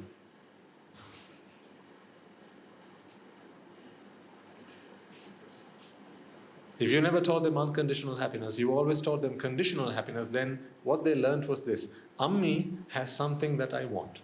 If I make her happy, she will let me have it. That's how he got good grades, so that he could get a bicycle. Tati has what I want. If I just make him happy, he will let me have what I want. That's how you pleased him enough for him to buy you a car or whatever it is he wanted. So right from those younger years, those formative years, even our parents, or my parents, did the same. I'm not pinpointing at anyone. I'm not finger pointing at anyone. I'm just saying that's what we've all been through. So this is what our parents taught us as well. Conditional happiness, because they were none the wiser. Conditional happiness is all we've known. But now it's time to come out of that, ladies and gentlemen. Break that mold. Come out of that. Whenever you experience conditional happiness, don't thank yourself for it.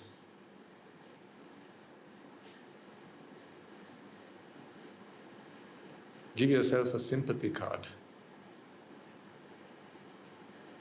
When you experience that delight that comes out of lapping up an ice cream, every time you do that, tell yourself, what an insult. Next time you go to the cinema, at the end of that, if you've enjoyed that experience, before you walk out, remind yourself, what an insult. What an insult. Next time someone gives you a box of chocolates or some flowers, and you go, you can act, that's okay, act. Don't not act, by the way. You must. Because actually all they need is for you to act. You might say, no, Swami, no, it's not just that. I genuinely care about them.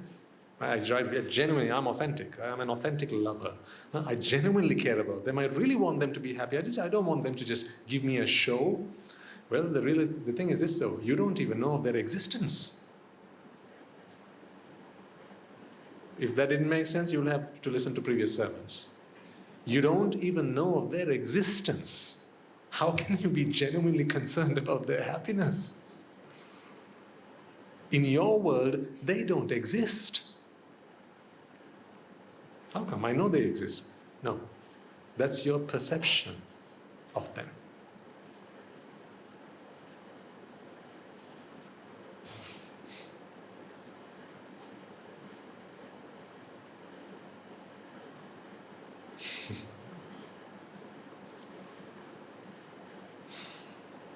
What a playground this world is.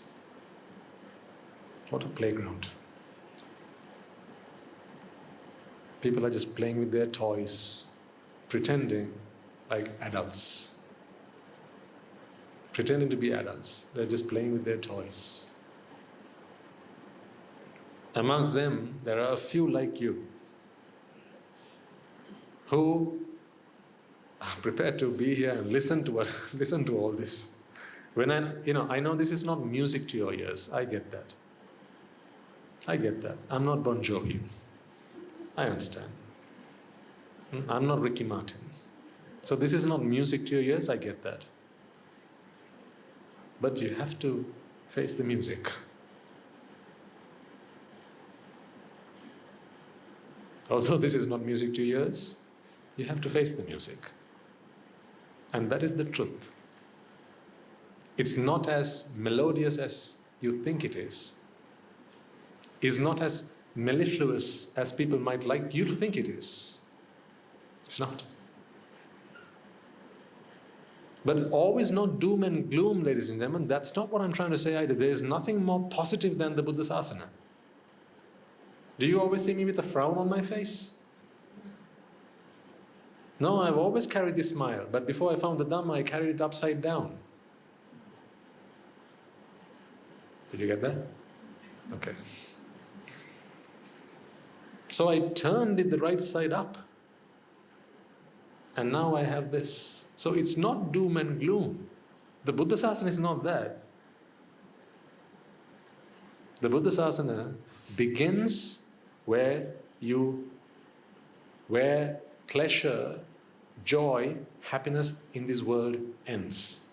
When you need more than that, when you have had your heart's content, which you cannot have in a sensual world, and you want more than that, enter the Buddhasasana.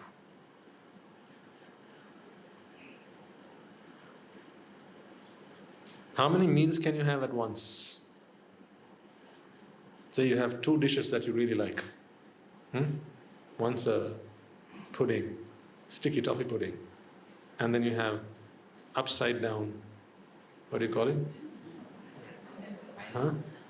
Pineapple, upside down.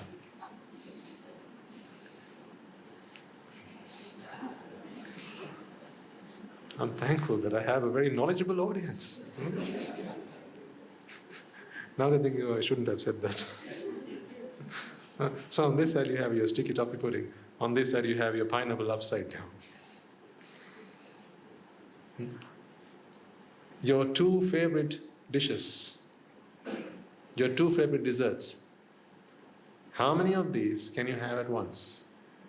You'll say, if I take a spoon, I can take a bit of this and a bit of that, and I can stick both of these in my mouth at the same time.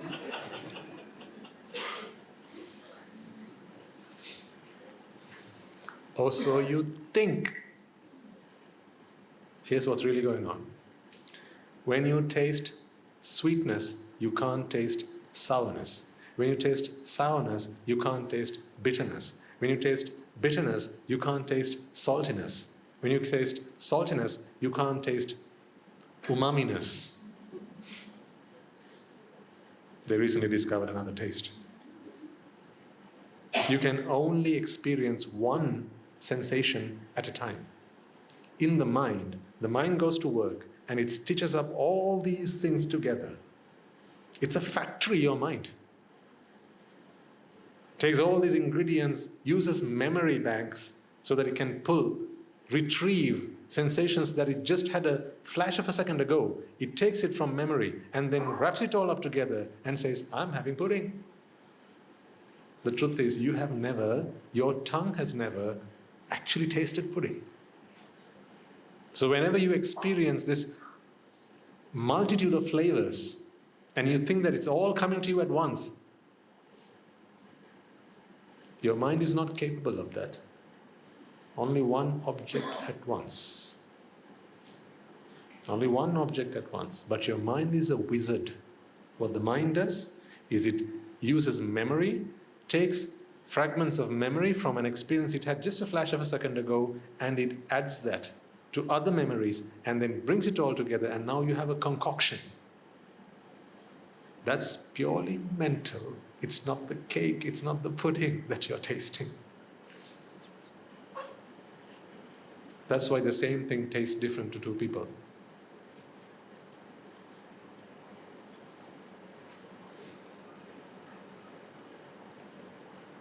This world is a joke, ladies and gentlemen. The world is a joke.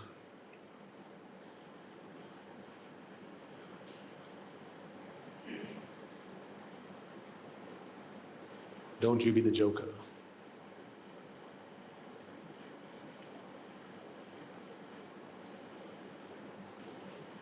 Don't take your life for a joke.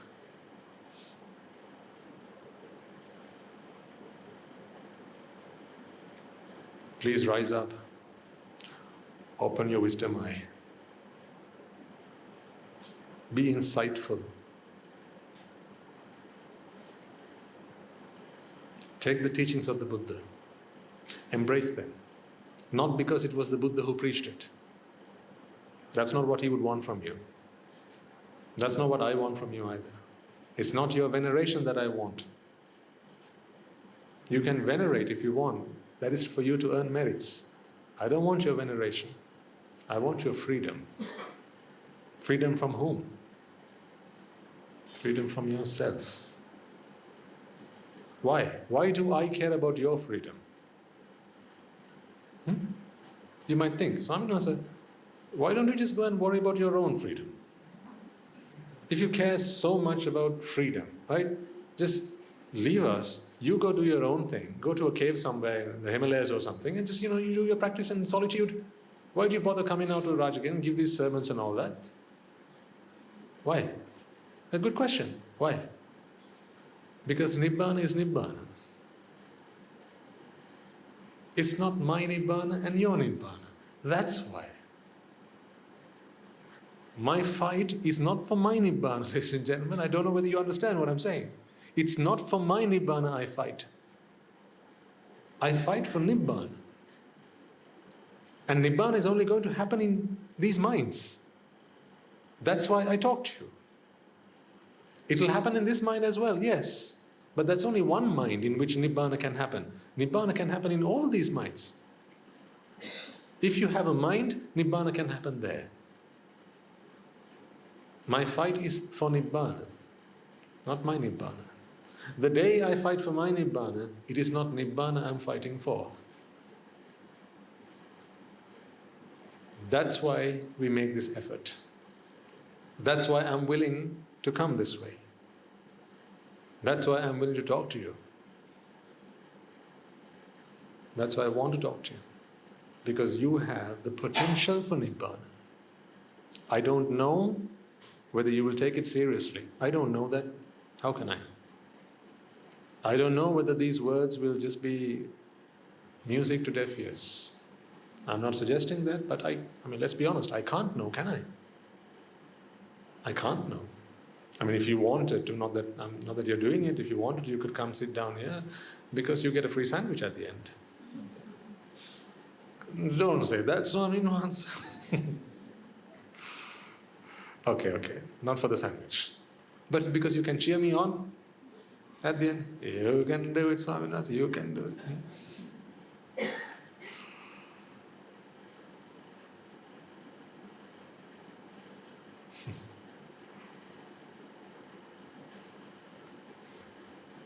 If you had more potential to attain Nibbāna than I did, I'll be more than prepared to swap places with you. That's how much I care about Nibbāna. Let's say the Buddha were here, and he'd be able to, he would examine our minds and the defilements, the latent defilements that we had. And let's say he says, well, the lady over there, she has more potential to attain Nibbāna in this lifetime than me. So let's say the Buddha says that, I'd be willing to swap places with her. I'll go take your job, do the cooking, take the children to the school, do the cleaning, go do your job if your job is something I can do. I'd be happy to do all that in exchange that you go back to the monastery, become an anagarika and practice Nibbāna, because it's not my Nibbāna I'm fighting for. Nibbāna.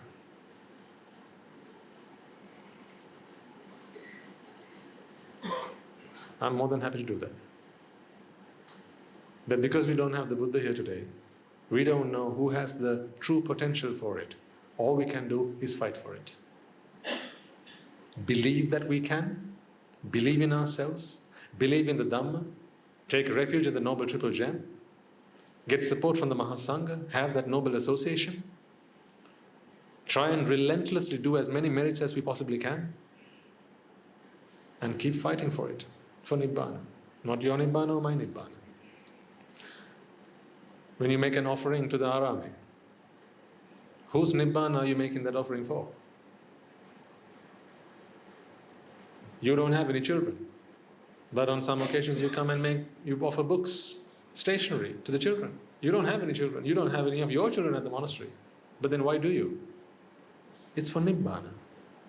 Not anyone's Nibbana, because you can't put anyone and Nibbana into the same sentence. It makes no semantic sense. It's illogical when you put the two of them together. Nibbana is the opposite of me, mine, and I. Does that make sense?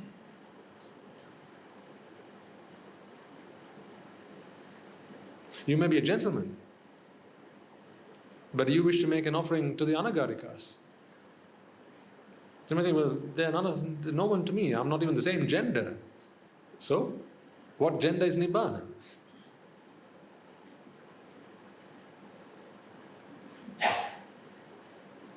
That's the thing. The whole point of this is to put you to a side. That's the whole point of Nibbana. When Nibbana doesn't become something that you have to do for yourself, that is when Nibbana begins. If Nibbana is something you are trying to do for yourself, it's not Nibbana that is what you're doing, or that you're doing.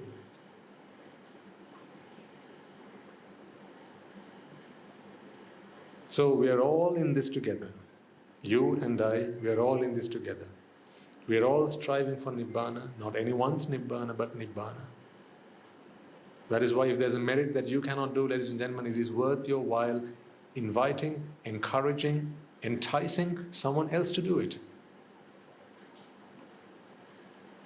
That's why it doesn't matter who holds the Muthukude, the umbrella, when the Swamin Wahanse walks under it. It doesn't matter who holds it.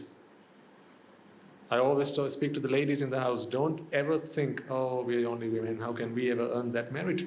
Because merit is not in the umbrella. It's not in the hand that holds the umbrella. It's in the heart that rejoices in it. That's the thing. So don't ever think, why can't we walk into the restroom where Swamin Wahanse is resting and maybe, we can offer him gilampasa, we can do this, we can do that. Why can't we wash his feet when he walks into the room? Those are conventions.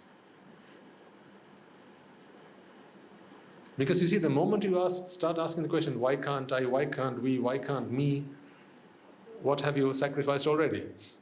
Nibbana. The very point of Nibbana is not asking such questions, as in not verbalizing it, but actually dealing with those questions in another way, through insight. Recognizing the fact that these questions that keep coming up in my heart, in my mind, that itself is the killer. It's the wrong question to be asking. That is the recognition. That is what I want you to focus on.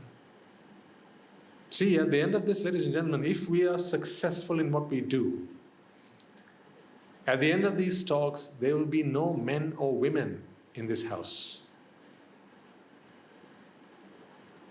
What does that mean?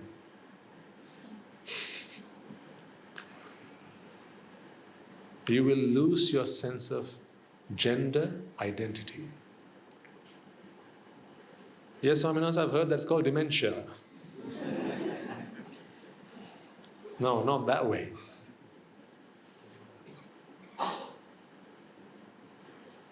Not that way.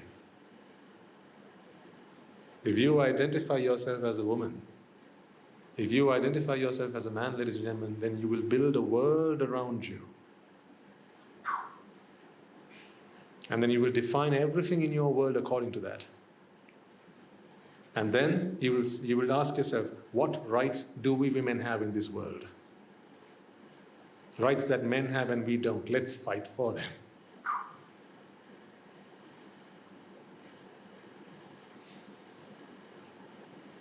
That's the fight you need to give up.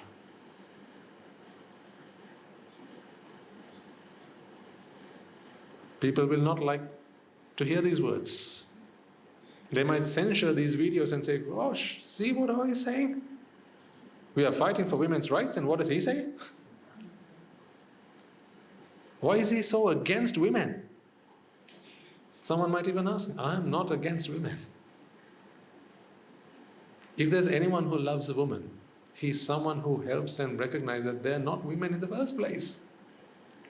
Because the moment you identify yourself as a woman, now you define your world around you as a feminine world. Now everything in your world has to be feminine. And the same goes for men. That's why I say, if these sermons are successful, at the end of this, you will stop identifying yourself by your gender, by your physical gender, because it's not part of your identity. Truth be told, you have no identity. You have to keep on creating one. Keep on creating one. Every chitta that arises in your heart, you keep on creating an identity. That's why your identity changes from day to day. See, before I was a layman, now I am a monk. So much so, I had to change my identity card. I had to get it replaced because they didn't think that I was the same person. I had to get a new identity card because now I'm a monk. See, even in the same lifetime, your identity can change. When you got married, didn't you feel like something changed about you? Let's ask the ladies in the house. Huh? Before you were, what do you call them? Maiden. Unmarried. There's a name for that. What do you call an unmarried woman? Again? Spinster, yes. So before you got married, you were not a sphincter. A spinster. And then that's how you identified yourself. But then you got married, and as you got off the poruva, did you not feel that something had changed? When you started calling yourself Mrs., honestly, did you not feel like something had changed about you? You know what happened? Your mind just added another layer on top of something that it had kept on fabricating until that time. Now, the mind just goes, right, from here on I'm going to define for myself a new identity. That's it. And that's why when you got off the poruva, you felt like you were a married woman.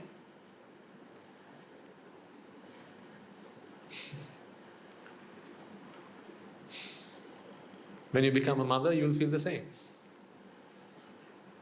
Some kind of motherness gets into you. These are all identities that you define for yourself. It's all mental. All because of a lack of understanding of anicca, dukkha and anatta. So I promise you, next week, I will explain to you how your lack of understanding, your ignorance really, of anicca, dukkha and anatta lead to you creating and defining these identities for yourselves. And in doing so, entrap yourself into these prisons.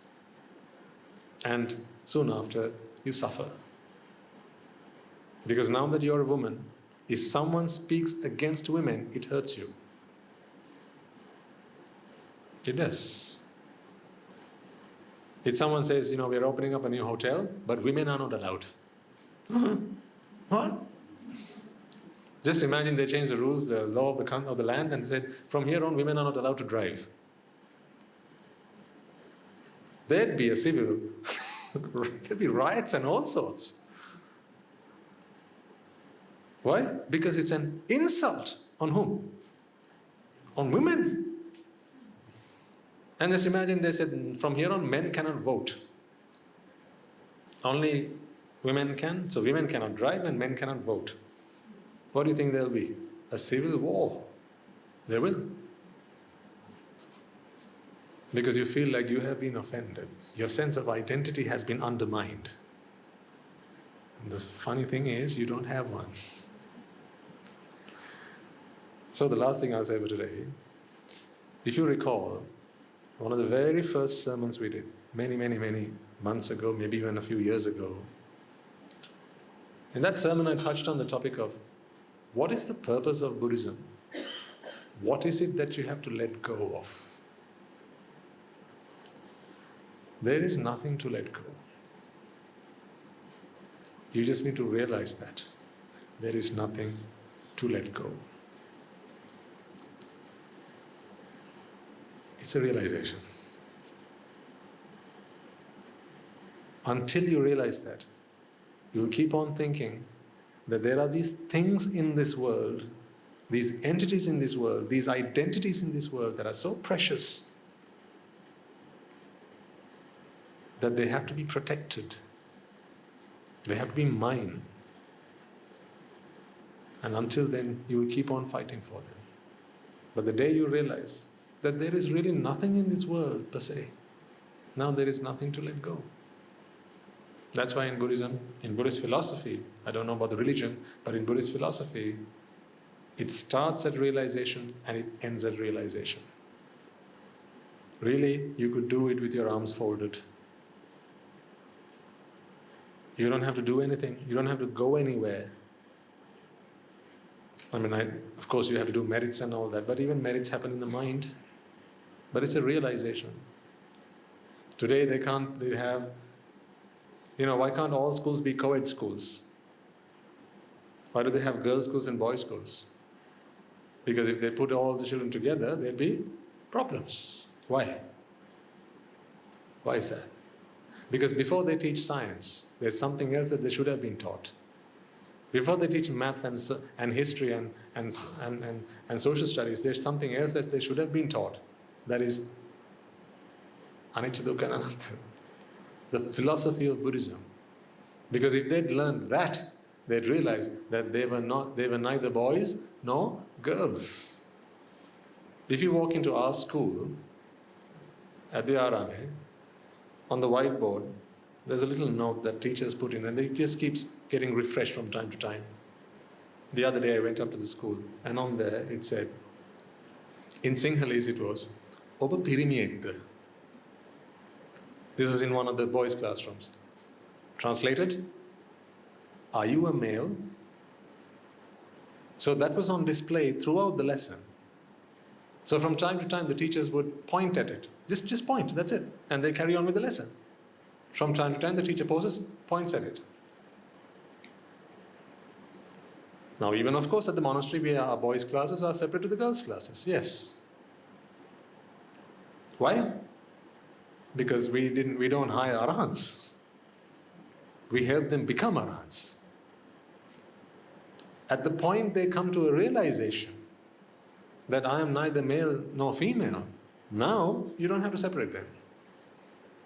But still, maybe parents, society, they might expect that. So, might as well. Then it becomes a mere conventional convenience. This is where my head is. Come on. Come. But if you're still planning for your wedding, hey ho, what can I say?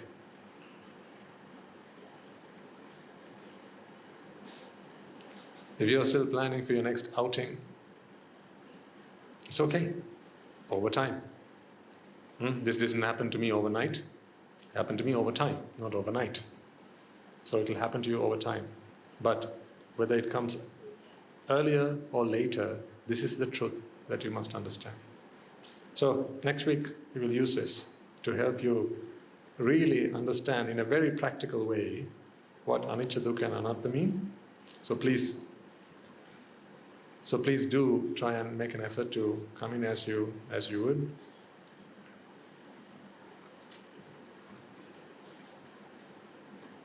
I don't know about after today though. Are you offended by things I say? Sure? Okay. If you are, I can only apologize. But I can promise you this, it is never meant to offend. Sometimes when you go to the doctor and it says, you say, "Doctor, it hurts." Then the doctor asks, "Where?"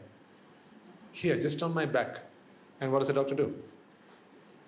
"Tell me when." Even before the doctor tells you, say, when. The doctor hasn't even still touched the place. But it feels so sore that you think that even before the doctor touches you, it hurts you. But that's the wound of samsara. That's what it is. It's a festering wound. That's why some of these things might be a little bit hurtful, but they're not meant to be.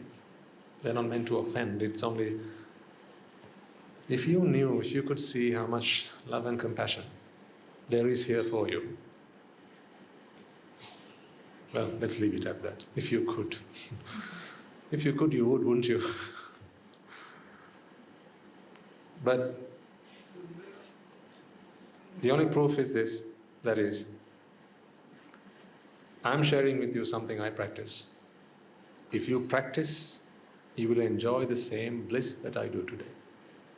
Those who do experience what I'm talking about, and you are living and breathing proof of that.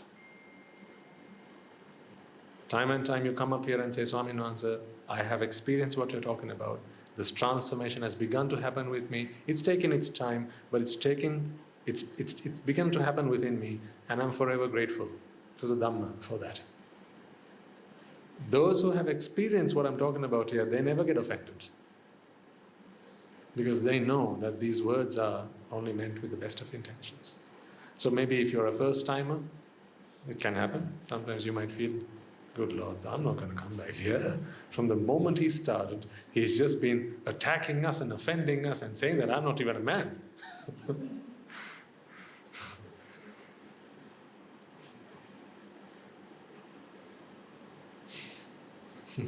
This is not Buddhism, this is Buddhist philosophy. This is not a religion. This is the science of the mind. So for all the scientists out there, among you, may these truths make sense. If you're not ready today, hopefully tomorrow it will make sense. Once it does, you will experience freedom. Right, let's call it today for today then. So we'll do the practical next week then. So do try and come next week. It'll be an eye-opening experience for most of you. Some of you have already heard the sermon in Sinhalese, but for the others, it'll be quite useful, I think. All right, let's take a moment then to transfer all the maids that we have acquired today by making offerings to the infinite and noble virtues of the Noble Triple Gem, by inviting the Swaminathan to deliver the sermon, as well as creating a conducive environment for all to come along and practice the Dhamma. Let us take a moment to transfer this message to the bhikkhus and bhikkhunis, upasakas and upasikas who have since time immemorial protected and preserved the sublime teachings of the Buddha and passed it down through the generations of the noble lineage in the form of the Tripitaka, which is thankfully available to us today to study, understand and comprehend the Dhamma. Let us take a moment to transfer this message to all the monks and nuns resident in your local temples and nunneries, as well as those who practice the path strenuously and with diligence, as well as the Mahanayakas and the Anunayaka Theras who protect and preserve the Sambuddha Sasana for years to come. Let us also transfer this message to my teacher, Guru Swami Mahanse, as well as all the monks resident at the monastery and the Anagarikas and Anagarikas attached to the monastery. Let us also take a moment to transfer this message to those who make great efforts to disseminate the teachings of the Buddha, be that by translating these talks, sharing them out with others, or inviting others to join them. Let us also transfer message to the friends of our monastery, our devotees who for the sake of merits to help them attain the supreme bliss of Nibbāna continue to sustain the Mahasangha. This includes all of you who provide the Mahasangha with shelter, alms, robes and medicines, as well as pass on their know-how and continue to extend their well wishes. May they all rejoice in this merits, and by the power of these merits, may they be freed of any physical and mental ailments and overcome any obstacles to their spiritual progress. May they abstain from the unmeritorious deeds, fulfill the meritorious deeds, fulfill the noble eightfold path, and may they all attain the supreme bliss of Nibbana. Sadhu, sadhu, sadhu. Let us also take a moment to transfer these messages to our mothers and fathers, brothers and sisters, sons and daughters, grandparents, uncles, aunts, cousins, nephews and nieces, our friends, our acquaintances, our employees and our employees, as well as our teachers, and anyone and everyone who've helped us, supported us and assisted us in any way, shape or form. May they all rejoice in this medicine. By the power of these medicine, may they be healed of any physical and mental ailments and overcoming obstacles to their spiritual progress. May they abstain from the unmeritorious deeds, fulfill the meritorious deeds, fulfill the Noble Eightfold Path, and may they all attain the supreme bliss of Nibbana. Sadhu, sadhu, sadhu. Let us also take a moment to transfer this message to the Devas and Brahmas, spirits and demons, primarily the Sakadeva, as well as all the numerous gods and deities who have committed themselves to fulfill and preserve the sambuddhasana. Let us transfer this message to our guardian deities who keep a watchful eye over us and keep us out of harm's way. May they prosper in divine power and wisdom. May they abstain from the unmeritorious deeds, fulfill the meritorious deeds, fulfill the Noble Eightfold Path, and may they all attain the supreme bliss of Nibbana. Sadhu, sadhu, sadhu.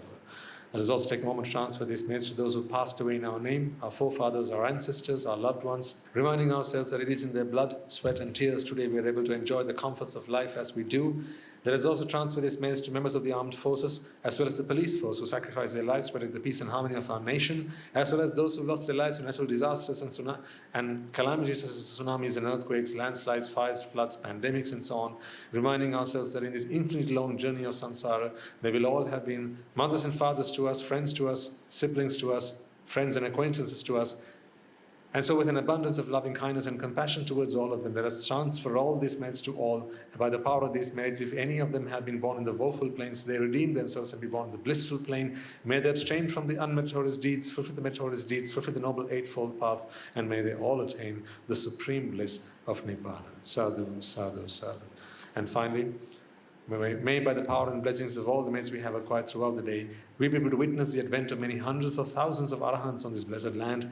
And may you and I, and everyone who's helped make this program a success, become a Rahatan Mahanse or an Arahat Theranin Mahanse in this very life itself and in the era of this sambuddhasana itself. Sadhu, sadhu, sadhu. May the blessings of the Noble Triple Gem be with you all. And the members of the Mahasangha will now transfer their blessings to you. Rajagiriya midetva Deshagiriya midetva Mohagiriya midetva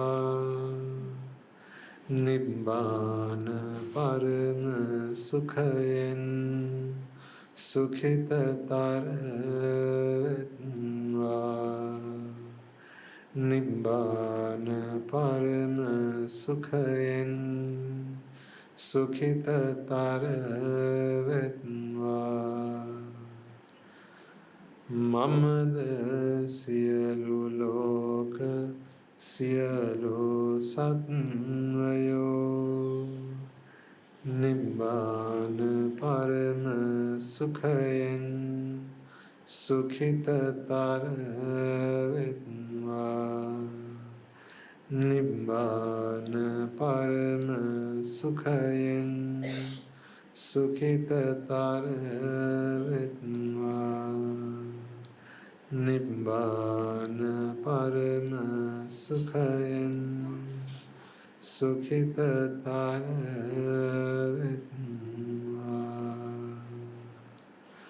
Rajagiriya niveva Deshagiriya niveva Mohagiriya niveva Nivan sapa labeva Nivan sapa labeva Nivan sapa labeva Tunvange Suvisi Ananta Mahaguna Belen Silu Loka Silu Satyoma Nibbāna Paramasukhen Sugritaravetva Sadhu, sadhu, sadhu.